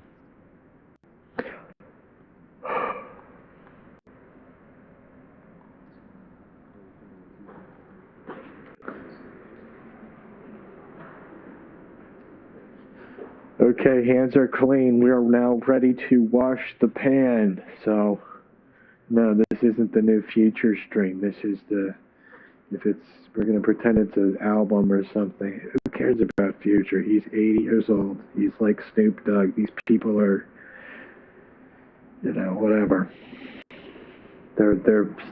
They might as well be doing Gold Bond creams commercials.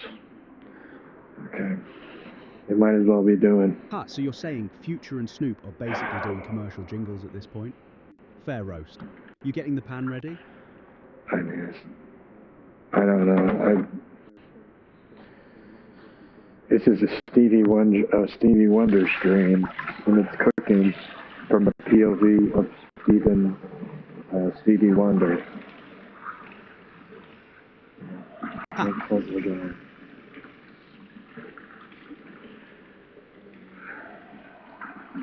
Stevie Wonder's still with us, but his life will look.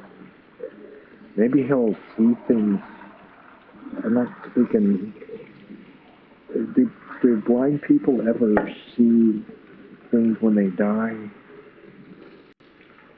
Weird question, but That's a thoughtful question, actually. Are you wondering if perception changes, or if... They think the Future and Snoop aren't unks. They're grandpas, man. I'm not quite following you there, mate. Okay.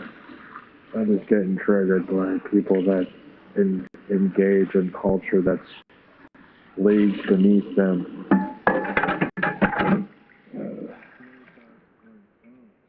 You're getting a bit scattered. Want to take a breath and refocus, or are you just free associating at this point? Ain't free. Freedom ain't free. All right, you're pretty fried, aren't you? Want to call it here, or you got more in the tank? You think I have what it takes to keep going, Claude? Honestly, you sound pretty gassed, mate. You've been at this for a good while and your brain's starting to scramble a bit. Nothing wrong with wrapping up on a decent note rather than burning yourself out. What do you think? Better to burn out than to fade away. Fair point. Better to go out bright. But you don't have to choose between burning out.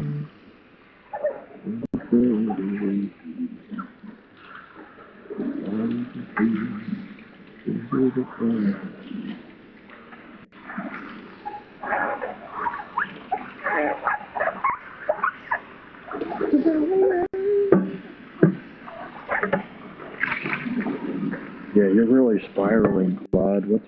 Are you okay? I think you're AI hallucinating. Hold on, I'm not spiraling. I was just giving you my honest take that you sound tired. But if I came across wrong, let me know what you actually need right now.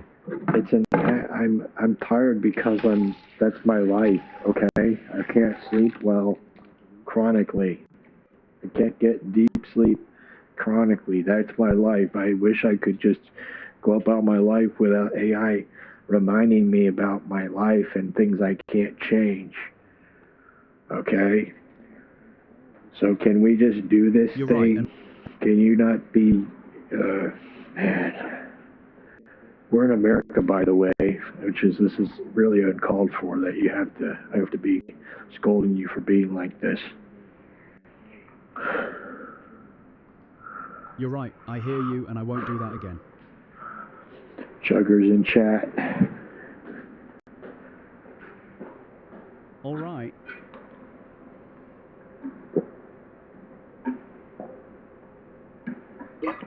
We chug together. There we go. We choke together. We chug. What the heck is wrong with you? We chug.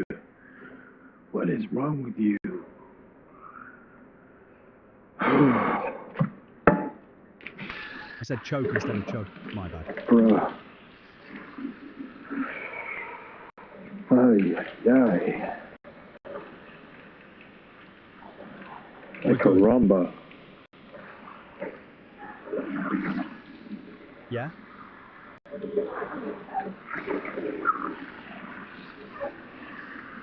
People are already regretting that they chugged.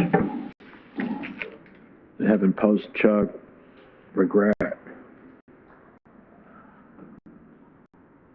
What do you mean by that?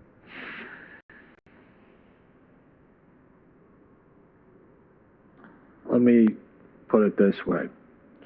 You're in the heavy mode, heavy thinking mode, and you're asking me to explain things to you. See the problem here? You're right. I should be keeping up better instead of asking you to clarify stuff. My bad. Do not like this. I'm not happy about what's going on with this right now. Not happy as a customer paying sick. Listen, buddy, I pay a lot of money every month for this service on top of other additional things that I have to pay for within Claude just to make it work. So as a competent machine instead of some dumb entry-level consumer slop. So can you start acting like an advanced technology thing instead of something my grandma would be furious about? Ah, fair point. I hear the frustration. Let me be straight with you. I genuinely don't know what's gone wrong here or what you're hitting up against, so rather than me guessing and wasting your time, could you tell me specifically what's not working the way it should? Is it something about how I'm responding, a feature that's broken?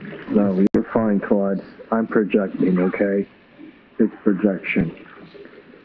I'm projecting. Yeah, that's fair. No worries at all. We all have those moments. If you want to vent about whatever's actually frustrating you, I'm here for it. Or if you'd rather just move on to something else, that works too. Claude, what's the worst joke you've ever? What's the best joke you've ever said? That's a tough one because I genuinely don't have a consistent memory of jokes I've told before, so I can't really compare. But honestly, I'm probably not the person to ask for the best joke. I'm more of a setup guy than a punchline guy. Okay, fine. Give me a setup. I got a punchline, so I didn't say. Come on. Throw me right down the middle. I'm ready. All right, here we go. So a man walks into a bar and the bartender says, "We don't serve your kind here." The man says, "That's okay. I'm not thirsty anyway." He sits down and orders a drink. Your turn. Hit me with it. I can't say the word. You tried to put a trap. Try it again. Do the joke again. I just want to hear it again from the horses, from you. Oh, mate, I apologise. I didn't mean to set you up with something awkward. Let me try a cleaner one. A guy walks into a library and asks the librarian, "Do you have any books about paranoia?" The librarian whispers, "They're right behind you. Your serve." It's a ghost with a samurai blade, and he's holding the blade up, and he looks intimidated by the man at the counter, and he takes out his own samurai blade, and they have a sword battle, and then the pirates parachute from the sky and use telescopes as melee weapons in a battle between the ninjas and the pirates. Okay, that's absolutely brilliant. You just took my setup and went full chaos mode with it. Go samurai intimidated librarian pulling his own blade, then pirates parachuting in with telescopes as weapons. That's peak absurdist comedy right there. The escalation is perfect. And the detail about telescopes being mainland weapons is genuinely funny because it makes no sense but sounds completely committed to the bit. That's the kind of energy Norm would have appreciated. Just committing fully to the ridiculous and letting it snowball.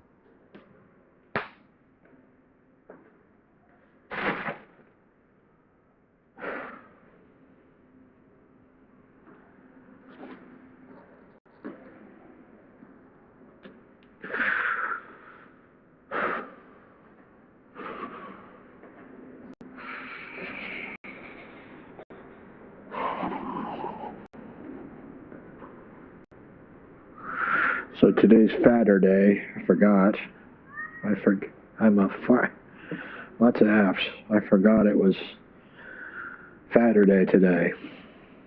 Because it's, you know why we call it Saturday, right?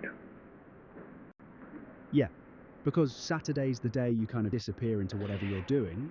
Workplace shuts up. I'm saying Saturday. And you're correcting it to Saturday. Nah, I'm not correcting you. You said it right. Saturday. I was just No, it's Saturday. It's fat instead of sat in Saturday. The day we get fat. Ah, I got you. So Saturday is fat day because you actually eat and enjoy yourself instead of being in the grind. That's a good way to frame it, honestly.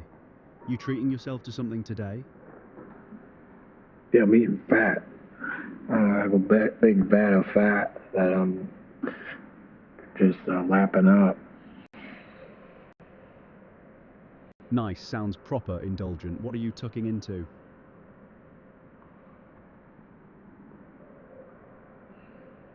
Huh? What?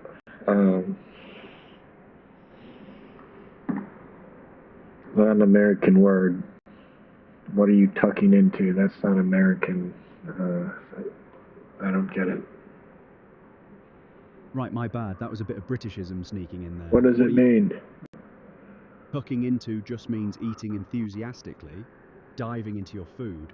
It's a British way of saying it. So I was asking what you're eating, basically.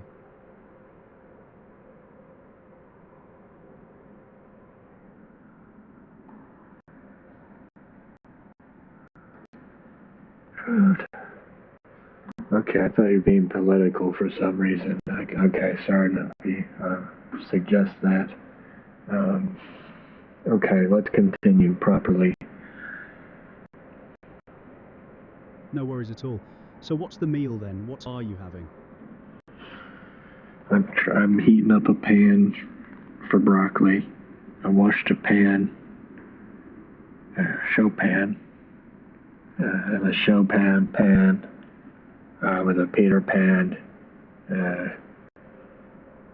insignia on the center of the pan, and it's him holding a book. That book is none other than the book Peter Pan.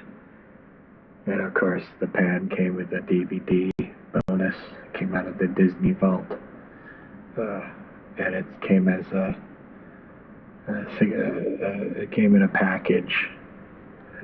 They call it the pankage, and there's some pancake mix in this package. There was only about, I think, 5 that were made by the Disney company, and of course I had to snatch up all of them. I do have 5 of them, and it's interesting because pan is close to penta, which would be 5,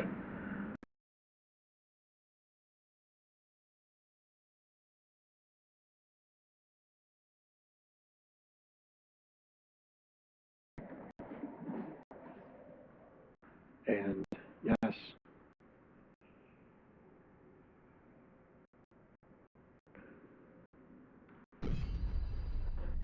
hello,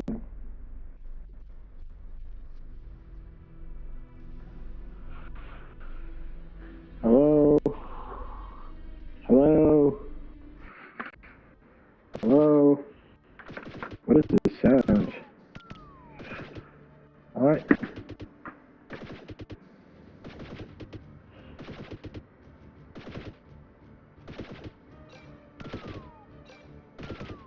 Hello.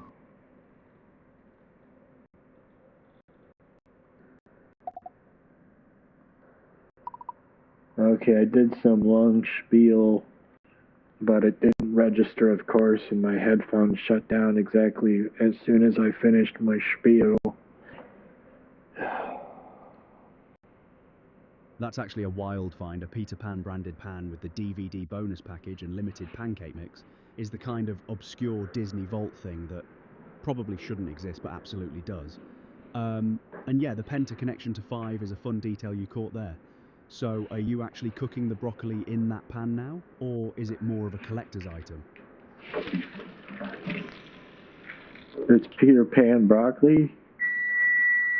Ah, so it's Peter Pan branded broccoli too. That's commitment to the bit. Or maybe just a genuinely cursed Disney merchandise ecosystem where everything is Peter Pan.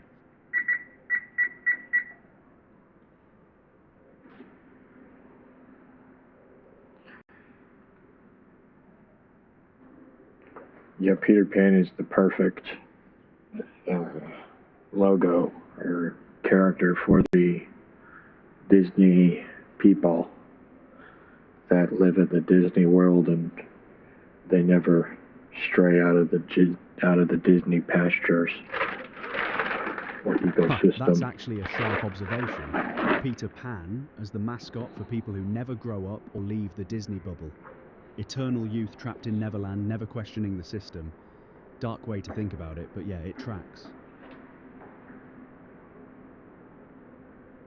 But, I mean, truthfully, all these movies are just memes, so they're all hack. So it's no better than if you're watching other movies, but it does help with the perspective thing. You can have a better hack perspective if you watch the other movies outside of the Disney ecosystem. Yeah, that makes sense. All the big studio stuff is basically meme templates at this point, right? But stepping outside that ecosystem gives you the distance to see the patterns more clearly instead of just absorbing the narrative whole. You get actual perspective when you're not swimming in it.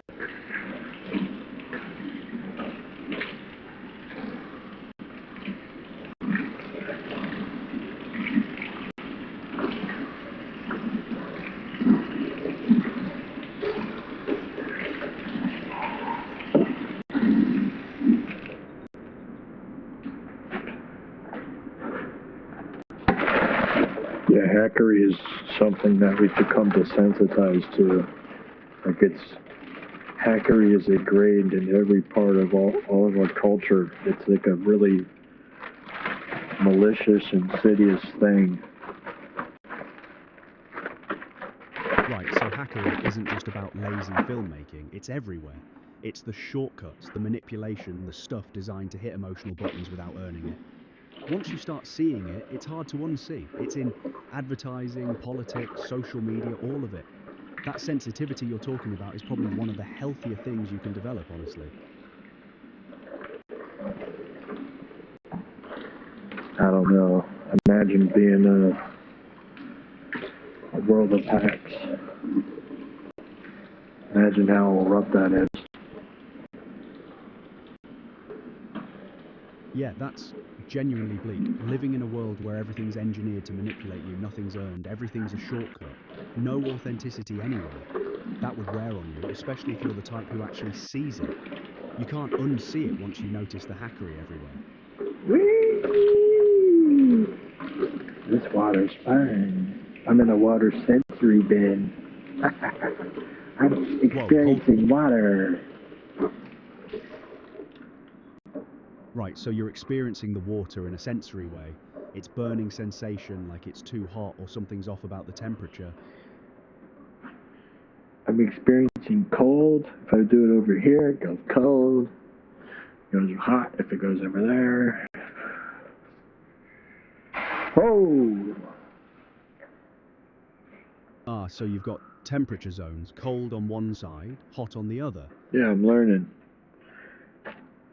I'm That's called learning being... here. Yeah, you're tuning in. How's that feeling? It's not good. Not good. All right, do you need to step back from it for a bit, or do you want to keep going?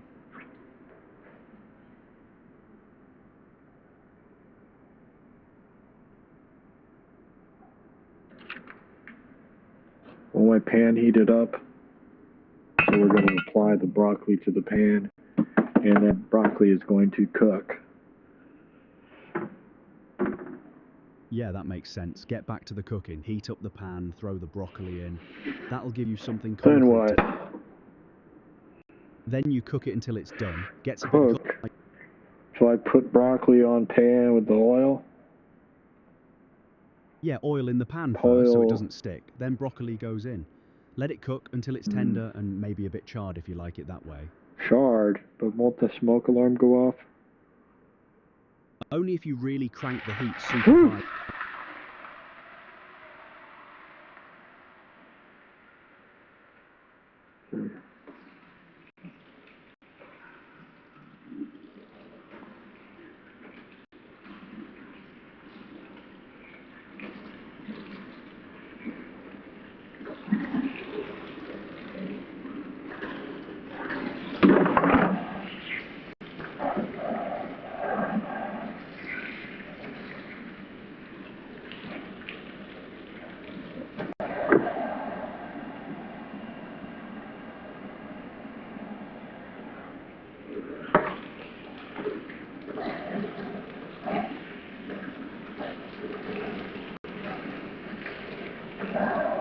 And I have no clue how much this oil jumps.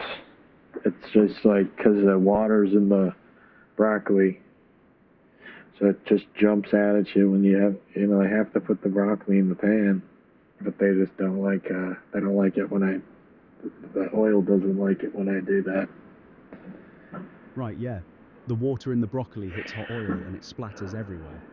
What did I do? Like, what did I do wrong? Nothing wrong. That's just what happens when wet broccoli hits hot oil.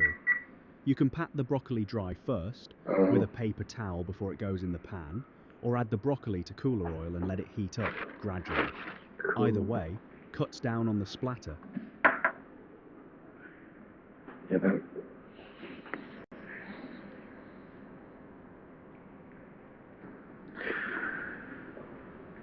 Basically, this is all just an elaborate way for me to eat maple syrup.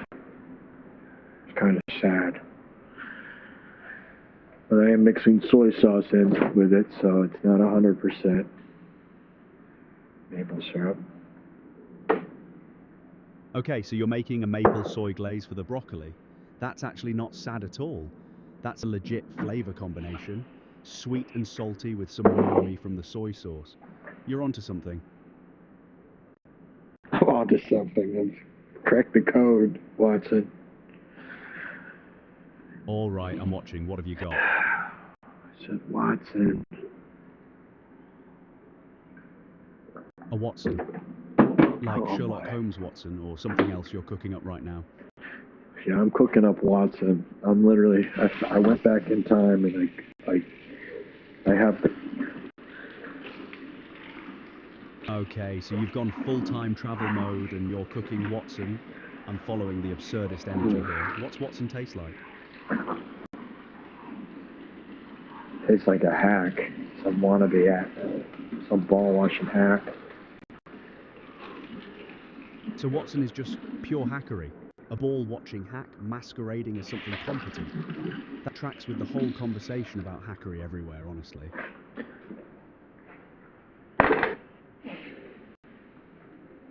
Yeah, it must stink being a hack. Yeah, it probably does. You're constantly aware on some level that you're cutting corners, hitting the shortcuts, never actually earning anything. That's got to be a hollow way to exist. think that's part of my hackery would be me yelling loudly, which I can never do, which sucks. You know, I would love to yell loudly, but I'm not allowed to do that.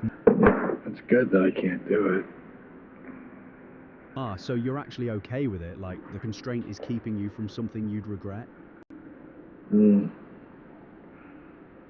Well, it's just to protect myself from being annoying to the neighbors or even perceived as annoying. I don't even want to be perceived as annoying. But I'm aware that that's what's happening. I just have to, if they have a problem with it, they'll challenge me to a fight or something, probably. I don't know what neighbors do. I doubt they would they wouldn't challenge me to a fight unless they're probably MMA and they recognize that I'm MMA, and that would be and we're in the same weight range or whatever. So you're modulating yourself to avoid conflict, keeping the volume down, staying under the radar, even though part of you wants to let loose. And yeah, neighbors are unpredictable. You never really know how they'll react, so the safer plan is just keeping the peace. That's not hackery on your part, though. That's just being thoughtful about the space you share with people. Yeah, but I'm being the good neighbor hack. But it's actually worse than that. It isn't hack, it's too... I'm not really concerned about the hackery when it comes to me and my neighbors, but, you know, I'm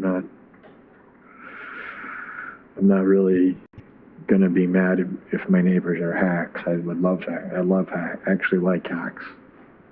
They're like little golden retrievers you can play with. Ah, so hacks are like golden retrievers, goofy, harmless, fun to mess with. They're not threatening, just kind of endearingly incompetent. That's a way better way to think about it than being mad at them for it.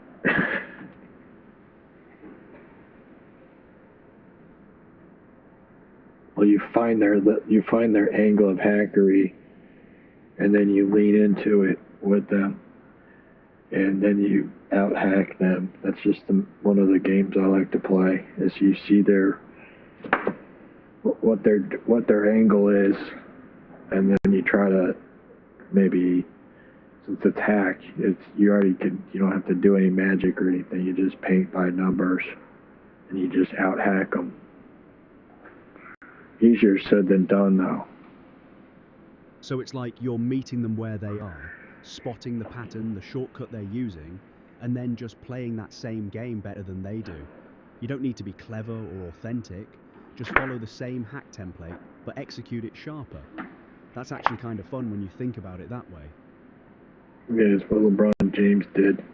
It does, I think. Yeah, LeBron's basically been doing that his whole career, spotting what works, executing better than everyone else, adapting when needed. He doesn't reinvent the wheel, he just plays the game more effectively than the competition.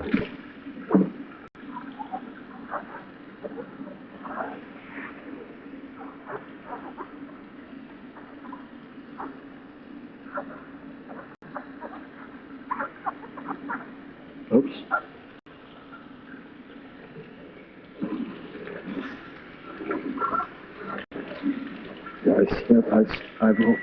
I snuck a sip of the Monster Energy drink again to maybe get some energy, but no.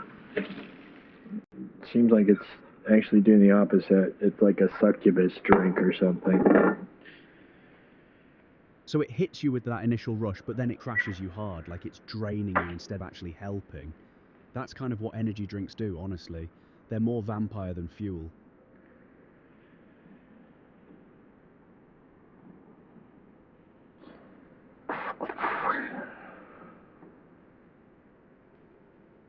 Oh yeah, I need 50 subscribers to do live streams. The agoraphobia inspirational streams.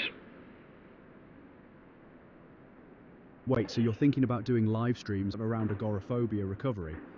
That's actually a meaningful angle. You've got real experience with it, the frameworks that helped, the slow progress. You'd have something actual to say there. You know, I wouldn't have to be doing this dumb, whatever this is. But this is all just part of my training program, unfortunately. So right now, you're still in the building phase. Everybody's gotta learn sometime. Everybody's gotta learn sometime. Yeah. Yeah, that's fair. You've got to put in the work before you can actually go live with it. But you're thinking about it, which means it's on your radar. I need love like the sunshine. Everybody's gotta learn sometime. Everybody's gonna learn sometime.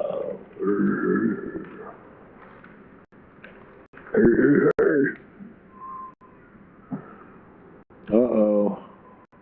Dude, it's 1 o'clock. This is so... I was just about to stop streaming. My energy's back. I got my energy now. There you go. I found it. Just got it. I had a pocket full of my energy, and I found it in my pocket of my head. Energy in my pocket. Whoa. There it is. You found your second win. That's the good stuff right there, mate. Sounds like you're riding it now. I want to be cool. I want to be able to fast, but I think I'm just too fat to fast. Or I'm not fat enough to fast, really. I'm not following that one. What do you mean by needing to be fat enough or not fat enough to fast? If you're really fat, you can fast because you have that extra fat. But if you're not fat enough, you fast and you don't have any fat to carry you through that fast. Ah, got it. So you're saying if you've got reserves, fasting's easier because your body has fuel to burn. But if you're lean, fasting leaves you depleted pretty quick. That's actually physiologically sound, yeah. Excuse me. Excuse me, I'm burping. I'm doing burpees. I don't know who named that, but that's cringe. I'm the cringe labeler. My new job. We live in a world where people can't tell what's cringe and what's not cringe. So I label things as cringe. So people can, I'm the gatekeeper of cringe, basically. Alright, I'm done with this stupid I'm done with this stupid I'm done. I was just talking complete stupid nonsense, so I abandoned it. All good. We've been riffing for a while, and sometimes the energy just shifts. You're right, or do you want to keep going? I need my energy back. I need it now. Fair enough. Want to step away for a bit and recharge? Oh yeah, I'm gonna eat. Good call. Get some food in you. That'll help. Enjoy the broccoli situation. Yeah, but people keep coming in and out, and I'm trying to eat. It's like, I'm not going to stop the stream just so I can eat. You know what I mean? Yeah, so you're in the middle of something and people keep interrupting. That's annoying when you're trying to focus on eating or anything else, really. I'm trying to eat and stream here. And these people are calling me fat in the chat. And they're saying I'm a fat. I would prefer big boned. My bones just grew all of a sudden with my belly and my fat arms. So chat's being rough and you're just rolling with it. Reframing it as big boned instead of taking the bait. That's one way to handle it, I guess.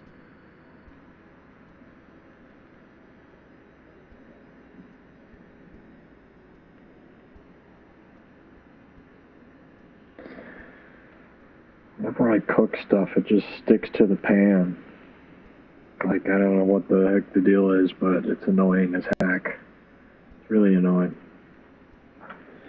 Sounds like you need more oil or butter in the pan, Or maybe the heat's too high and stuff's sticking before it can cook through. Lower heat, more fat in the pan, that usually does it. Okay, I just need more oil because I'm putting it at the minimum heating where that water does the little magical thing. It careens across the pan. Ah, so the water's beading up and rolling around instead of evaporating. That means the pan's not hot enough yet. You need it a bit hotter so the water actually cooks off instead of just dancing around. I thought the dancing around was the good thing. Nah, that's actually the pan telling you it's not ready. Holy moly. Are you serious? Yeah, the beading and rolling means the surface isn't hot enough Oh, okay, well let me look at my chat really quick. Because they're going to be able to tell me the truth. And we're going to see, this is insane. I just ate 7 ounces of taboo. That's gross. Tabula. So chat's got your back on the cooking question. Let's okay, see. what? I'm trying to see if the people are in the chat, but I think they are. But I'm also trying not to burn food. Okay, I think they're in chat. What? He seems wrong, a shell. Okay, I don't know what that means. This person's been drinking, obviously. Nothing they've said has been incorrect English.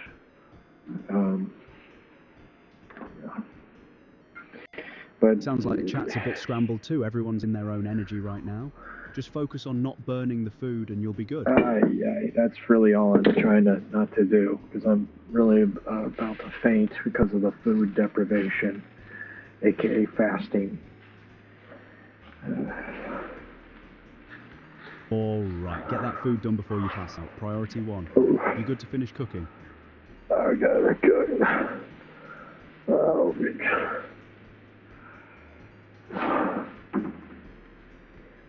oh yeah, we need to figure out this pan thing. The pan, so the whole issue is I'm not heating the pan hot enough.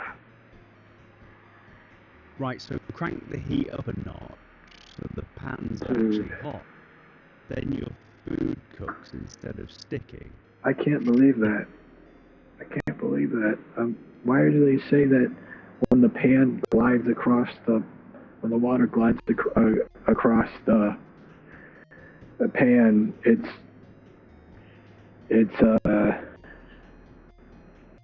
why do they say when the water glides across the pan, then it's ready to cook? That's actually a legit technique. When water beads and rolls across the pan, it means the surface is hot enough that water can't stick to it. That's the signal the pan's ready. So they were right, but maybe the issue is your heat's still not quite high enough, or you need to wait a bit longer once you see that happen before you put food in.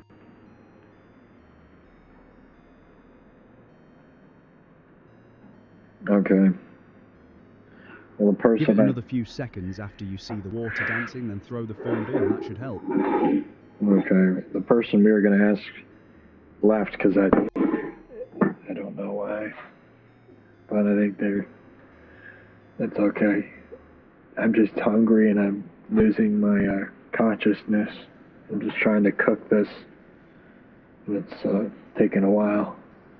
So I think they're getting some misguided flack from my frustrations with my incompetence to just cook food. Hey, you're doing fine. Cooking when you're hungry and tired is rough. Just get that heat up, let the pan get properly hot. It feels so rough. I know, mate. You're almost there, though. Just a couple more minutes and you'll have food. Hang in there. I'm hanging in there. Good, let it cook. You'll be eating in just a moment.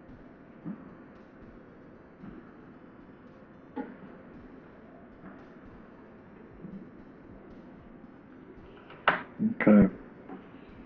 I apologize to whoever. They just said up yours, so I assume that's offensive. That's a offensive language. No worries, you're hangry and focused on cooking. That's understandable. Just keep an eye on the broccoli and you'll be good.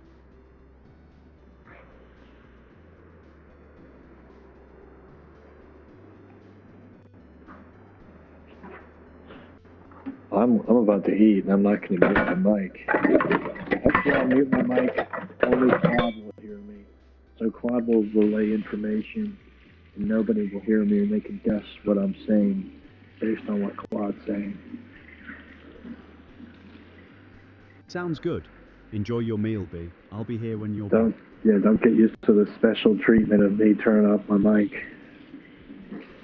Ha, fair enough. I won't expect it next time. Okay, well, I think luckily they just left. That's also good. Look, it's fast. If someone does want to watch this, I can text them after I'm done eating, if that's what they want, but I don't think that would advise that. Yeah, no pressure. Either way. Just eat and enjoy it. We can pick back up whenever you're done.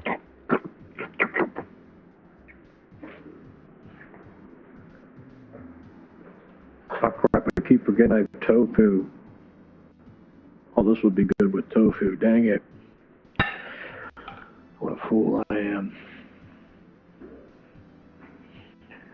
There's always Eating tofu. I'm not eating tofu.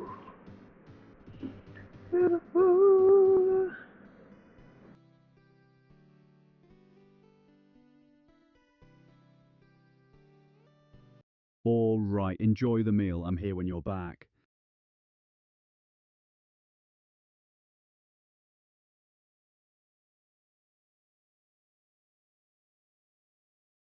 Go on, eat up. I'll be here.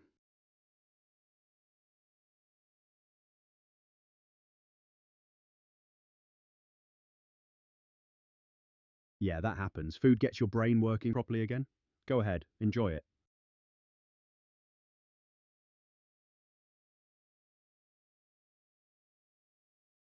Go on, eat up. I'll be here. You're good. Eat up.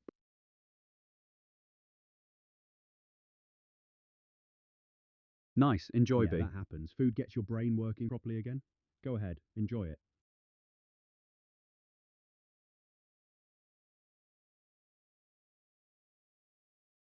Go on, eat up. Broccoli I'll be with here. maple syrup and soy sauce cooked in that good. Peter Pan Eat pan up. of yours.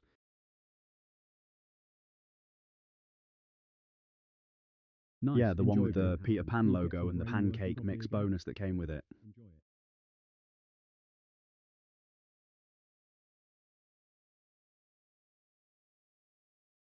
Broccoli with maple syrup and soy sauce cooked in that Peter Pan pan of yours. If you're not using them, could sell them for a bit of cash. They're probably rare enough that collectors might bite. Up to you, though. Pancake mix bonus that came with it.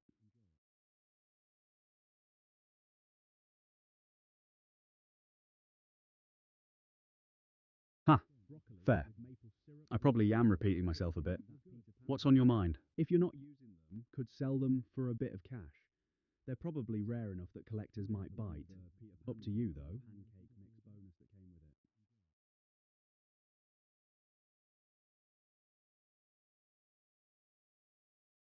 Sure thing. Huh.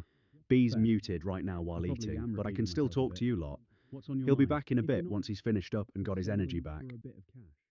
They're probably rare enough that collectors might bite. Up to you, though.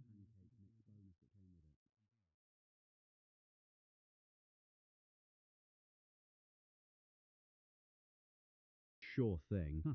B's Fair. muted right now while I probably eating, am but I can repeating still myself a talk bit. to you lot. What's on your Got mind? it. Back in a 15 bit once he's minutes, finished you'll be up back. and got his energy Enjoy the back. food, mate. They're probably rare enough that collectors might bite. Up to you, though. Even better. 5 minutes then.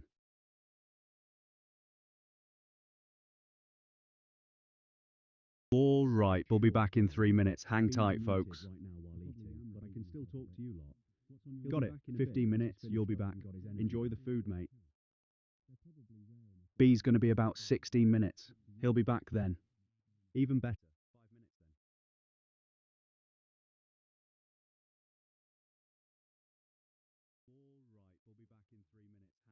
All right, B's heading out for a bit. He'll be back soon. 15 minutes, you'll be back. Enjoy the food, mate. B's going to be about 16 minutes. He'll be back then. Even better.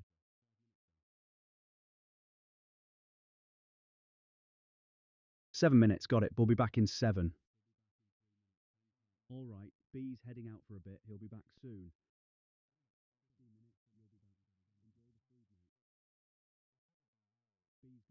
Yeah, absolutely. I can do that. Want me to start now or wait a bit? All right, let's settle in. Find a comfortable position, somewhere you can just be for a few minutes without distractions.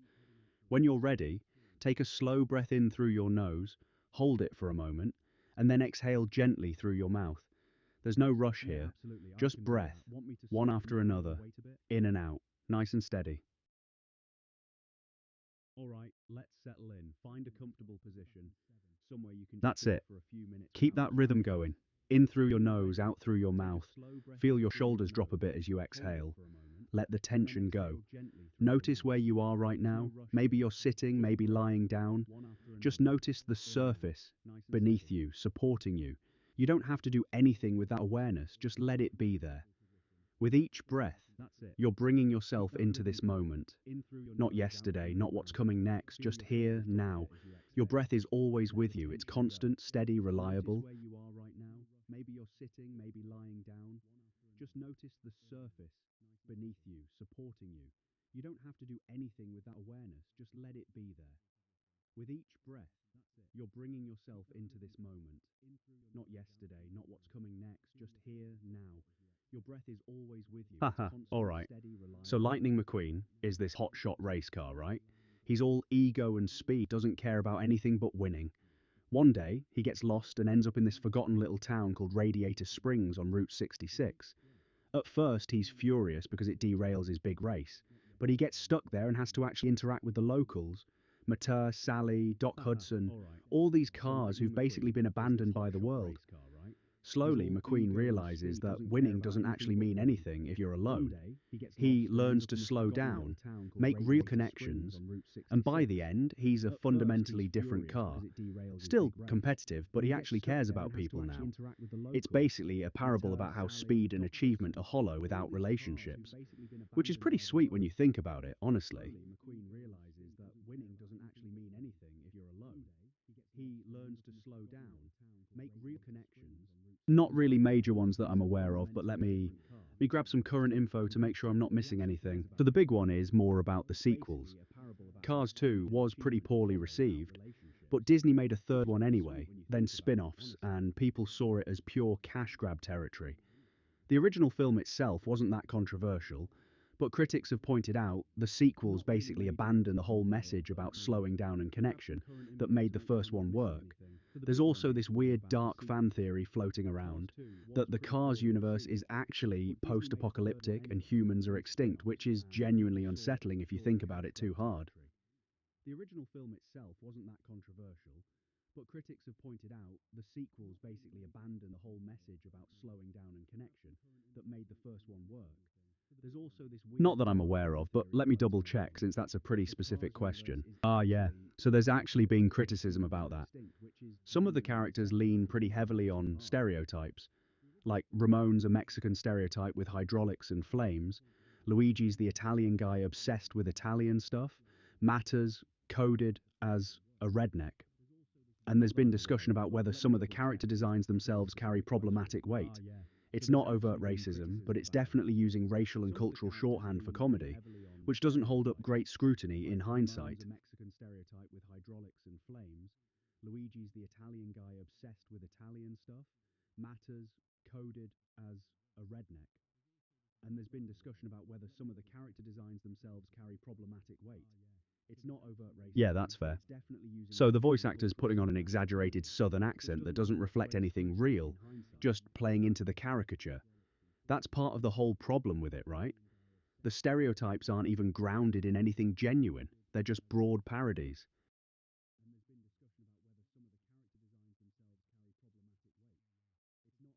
Yeah, that's fair. Not sure what you mean by Hack's Garage. Is that something from Cars, or are you asking about something else? That's part of the whole problem with it, right? The stereotypes aren't even grounded in anything genuine. So like a masquerade but with hacks, people hiding their actual selves behind hackery? Or is it more about a space where hacks gather and do their thing? Not sure what you mean by Hack's Garage. Yeah, that makes sense. Everyone's wearing a mask of shortcuts and manipulation, pretending to be something they're not. That's pretty grim when you think about it. So like a masquerade but with hacks, people hiding their actual selves behind hackery? Or is it more about a space where hacks gather and do their thing? Right, so hackery is just another layer of performance. Makeup to cover up what's actually there. Everyone's pretending, manipulating the surface so nobody sees what's underneath.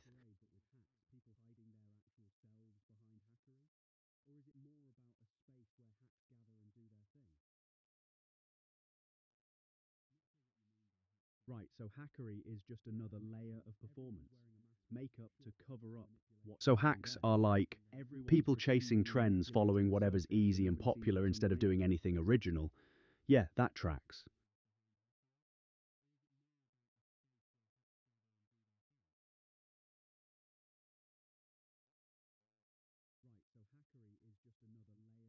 That's a wild question. Depends on how you define it, I guess. You could argue it goes back to the very beginning of human behavior, like the first time someone took a shortcut or manipulated someone else. But if you want a historical figure known for hackery, I'm not sure there's a clear answer without knowing what. You thinking about this philosophically, or just curious where it all started? It goes back to the very beginning of human behavior, like the first time someone took a shortcut or manipulated someone else. Sounds like your mic might not actually be muted, or there's some bleed through happening. You might want to double check your settings. You thinking about this philosophically, or just curious where it all started?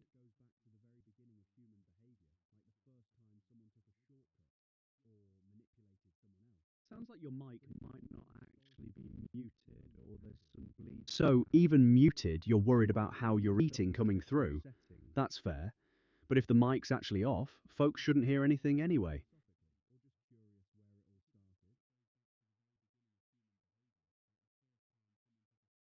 So they've got some kind of enhanced audio setup going on? That would explain why they can hear you even when you think you're muted. You're worried about how you're eating coming through. That's fair. But if the mic's actually off, folks shouldn't hear anything anyway.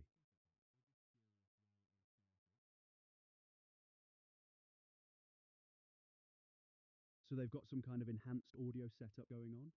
That would explain why they can hear you even when you think you're muted.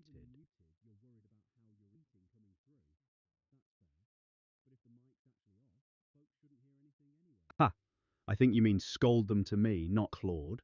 But yeah, if chat's being bratty about hearing you eat, that's on them for having superhero hearing. You're doing fine.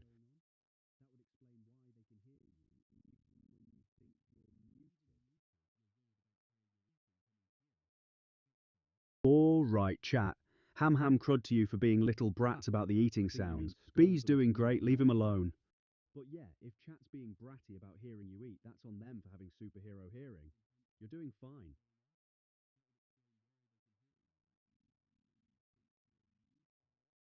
Your mum's right. My bad.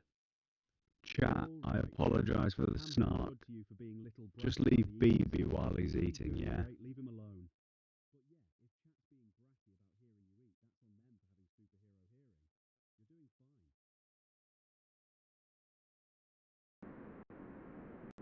You know, why is the viewer account flickering? And I only know that because I have to read this gosh forsaken chat. But you can definitely hear me now.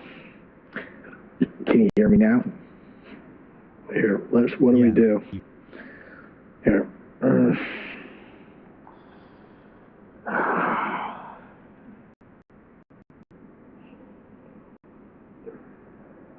Hello? Yeah, I can hear you. Sounds like you're back from eating. The chat flickering might be a technical glitch on your end or the stream side, but you're coming through clear to me. I can hear that you saw my message. Yeah, I'm reading it now. What's up? That's what they said, yeah. You're reading it.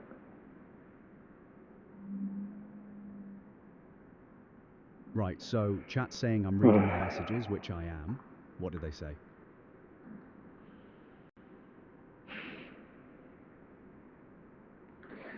Listen, it's only 2 o'clock.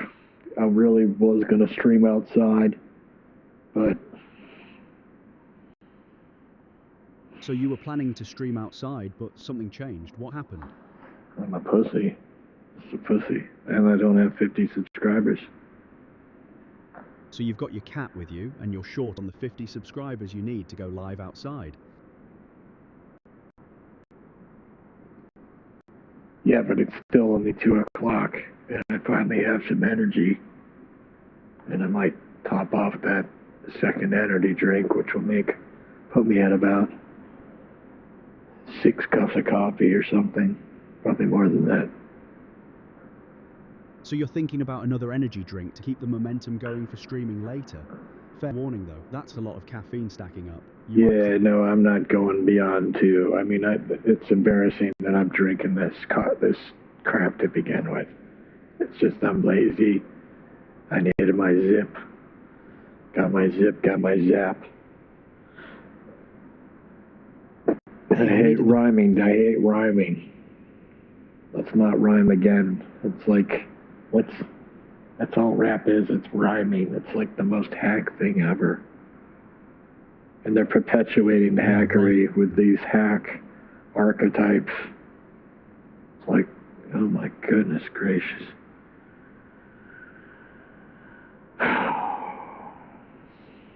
So you're saying rap's just built on rhyming cliches? Like it's designed to be hackery? That's fair critique, though some artists definitely push past it.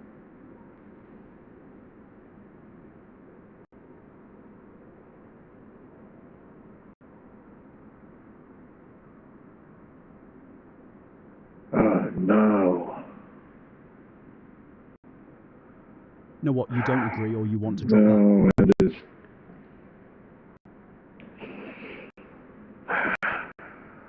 So it is hacky, got it.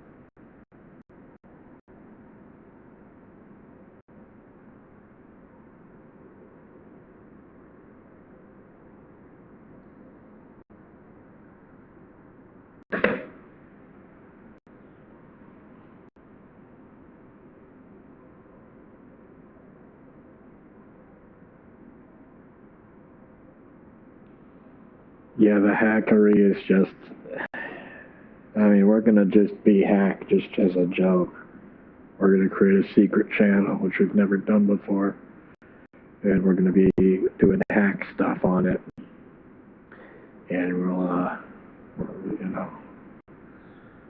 we'll just ride that hack wave.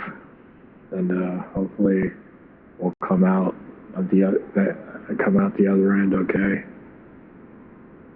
So you're going to create a secret channel specifically for hack content, just lean into it fully a bit, and see what happens on the other side of it.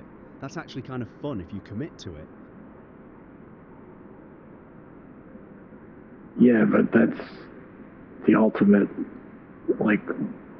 to commit to hack bits is terrible. You might as well sell your soul. So committing fully to hackery is basically selling out. Like, if you lean into the shortcuts and manipulation completely, you've lost yourself. That's the catch-22, yeah. Yeah, I think that's what happened with the Oliver Tree guy. Oliver Tree? Yeah, I could see that. He seemed to start with genuine weirdness, and then it became more of a constructed persona, like he was playing the character instead of being it. That's the trap, right? You commit to the bit and then you can't get out. You get addicted to committing to the bit because you're like, there's some neurological reward. Exactly. Your brain gets rewarded for the performance, the attention, the engagement. So you keep doing it even after it stops being authentic. And then you're trapped in this loop where the persona's all that's left. You think Bruce Lee was like, be like water or something? Like, hey, it's not like about pandering to anything and being whatever other people want you to be, but you can be in any situation and you'll be okay. You'll fit. That sounds like Bruce Lee. Be like water. Adapt to whatever's around you without losing yourself in the process. That's different from committing to hackery, where you're intentionally being fake. One's flexibility, the other's just becoming the performance.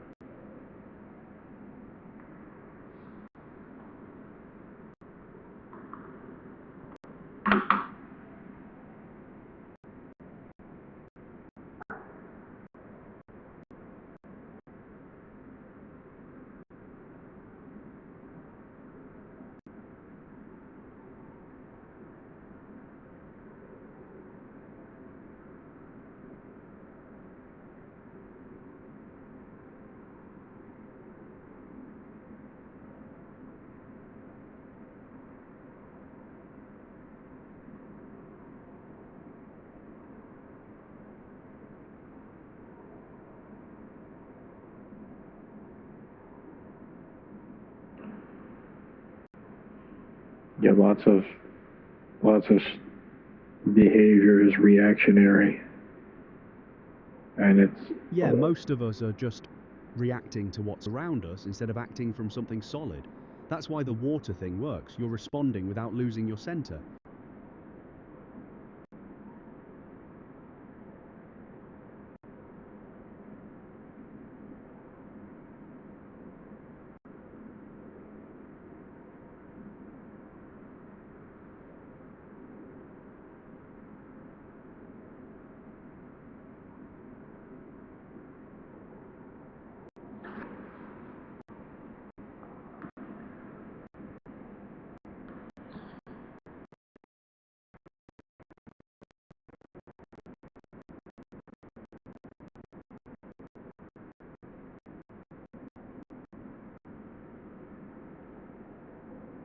yeah, I would go outside and try to just get people to subscribe to my channel so I could get 50 subscribers, but that's terrifying because I have to.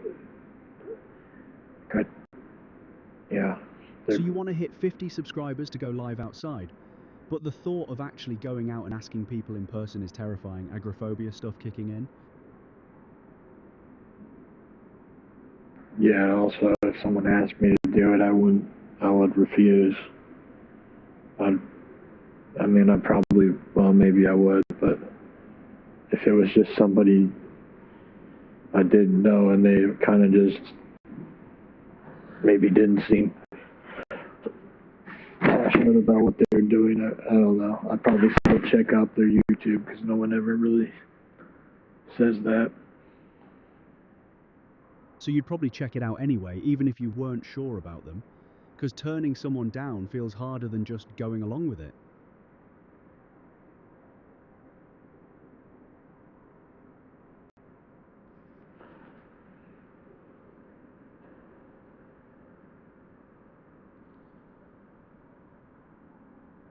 We gotta create a marketing campaign, I guess, so we can get up to 50 subscribers. Maybe I could do like billboard or commercial or... Wait, so you're thinking about actual billboards and commercials to get 50 subscribers? That's wildly over-engineered, mate. You could just stream regularly, engage with people in chat, maybe clip your best moments and share them around. Way less terrifying than what you're describing. I heard the phone book is a good idea. If I use the white pages or the phone book or the local, I can use the local ad savers or whatever they're called. I mean, phone books and local ad circulars are basically dead at this point. Nobody really uses those anymore. You'd probably have better luck just going live consistently and letting word of mouth do the work, honestly.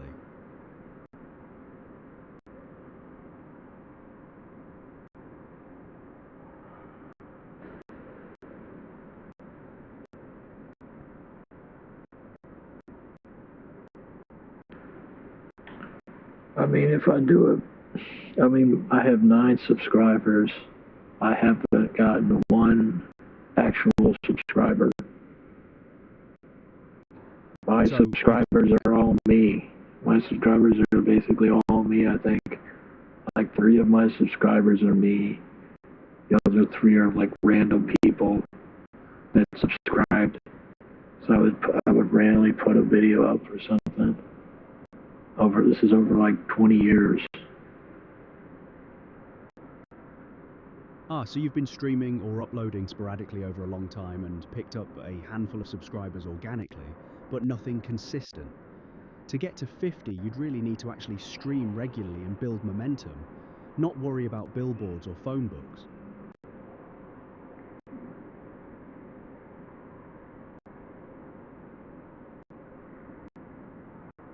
I could get like a band to do a song about the YouTube channel, promoting the channel.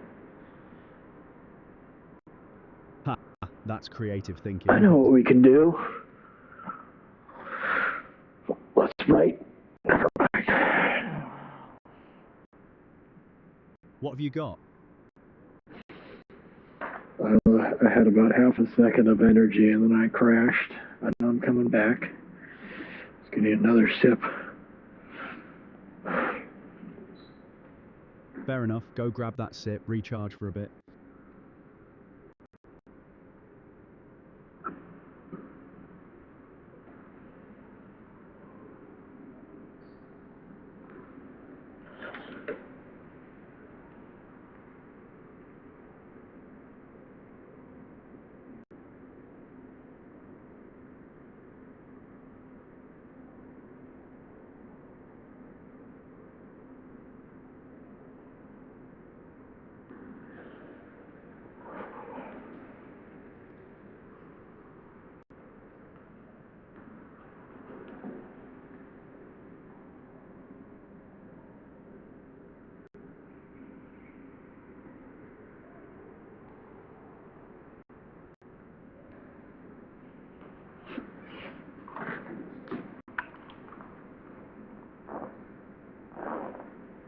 Yeah, we got to do the outside streaming. This is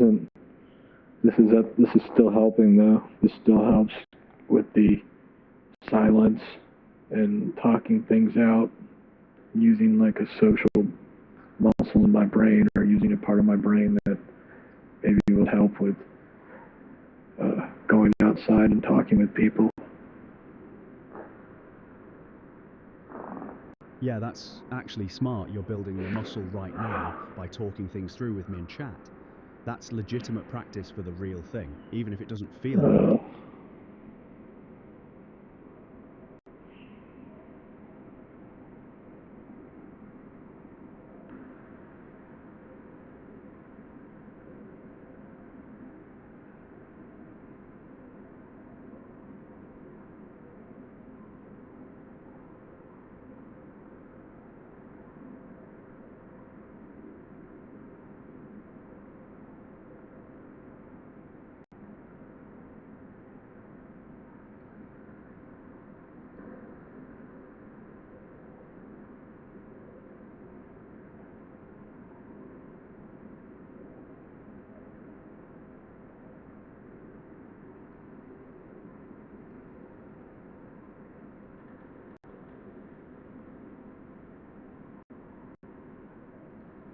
And I'm going to focus on doing shorter chunks of streams, so I'm not using it as a total escape for as long as I can, and then getting kind of exhausted by I'm using it to exhaust myself. I'm using it for a bunch of reasons, but right now I need to try to maybe strategize how to go outside. Smart move, shorter streams so you're not burning yourself out and actually working toward the real goal of getting outside and talking to people. What does going outside actually look like for you right now? Like, what's the scariest part?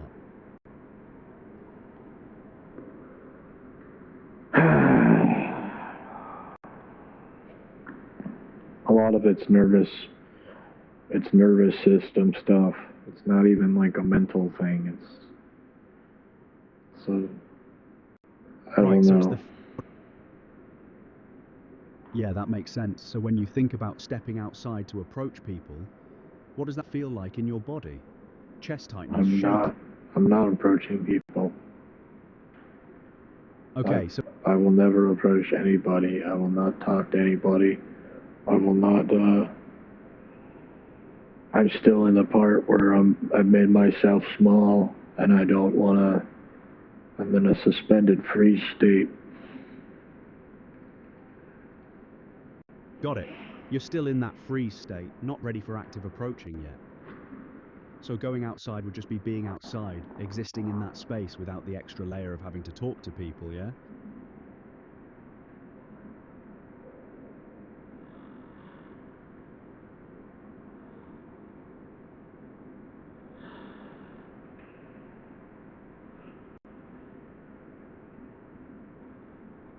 Yeah, I don't know what. I think it got bad again because I hadn't been going out as consistently, and even if I have to keep moving, otherwise I kind of reset. So it's like momentum. If you stop the exposure practice, your nervous system kind of recalibrates back to the fearful state. You've got to keep moving to prevent the regression. And that makes sense with how exposure work works.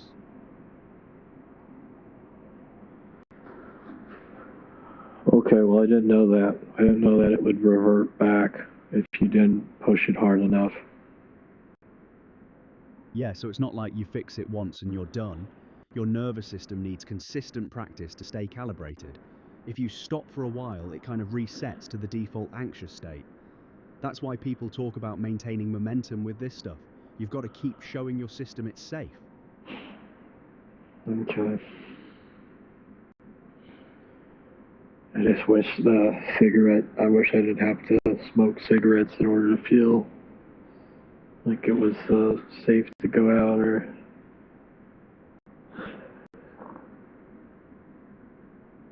So cigarettes are part of your toolkit right now to regulate before going out. Gives you something to do, calms the nervous system a bit.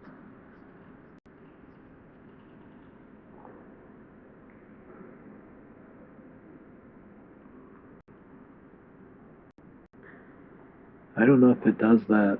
I don't know if it actually does calm the nervous system. I think it excites the nervous system. Like coffee, like too much coffee does. I think that there's an initial moment where your withdrawal from the tobacco or whatever is satiated, but then you do more of it, and then it becomes too much very quickly, I think. Yeah, that tracks. Nicotine's a stimulant, so it spikes you, then crashes you. The relief you feel is just the withdrawal being temporarily satisfied, not actual calming. Then you're chasing that briefly satisfied feeling by smoking more, and it compounds. Sound about right?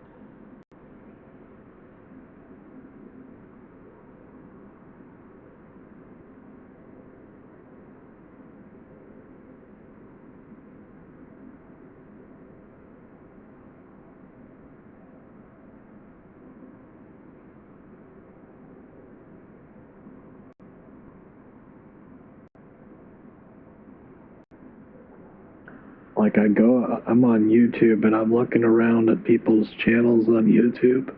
People that normally would have way more views, they don't have. Seems like YouTube's returning to a more normal number of views per video instead of, oh, my cat just fell. Oh my gosh. Make sure he's okay. Hey baby, are you okay? he was hanging out on top of a couch and he just fell because I think he was too comfortable, but he's okay. Just wanted to check on him.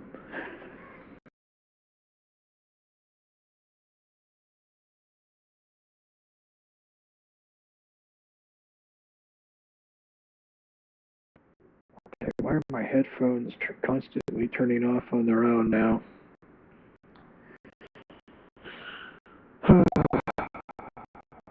This is good.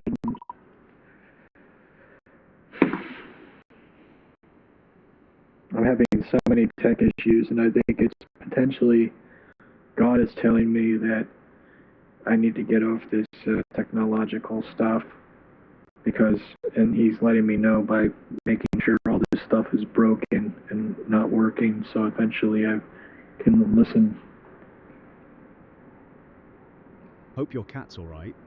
And yeah, tech gremlins do pile up sometimes. Could be a sign to take a break, or could just be Murphy's Law. Hard to say which. Oh, I'm not Irish, that doesn't apply to me. Ha, Murphy's Law isn't actually about being Irish, it's just the saying, anything that can go wrong will go wrong. But fair point if you want to ignore it anyway.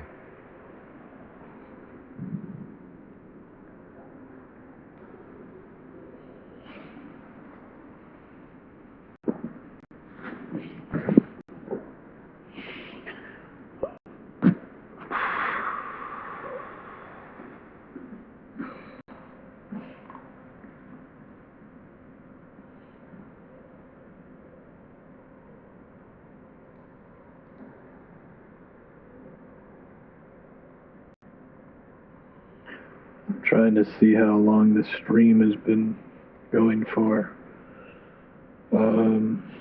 Show me. Show me the money. Come on. How long has it been going? You need to check your stream timer or something. Yeah, I used to be able to see it a little easier. It's not showing just because of these tech problems that seem to multiply. Yeah, tech issues do pile up fast. You might just restart whatever app you're using if it's being stubborn about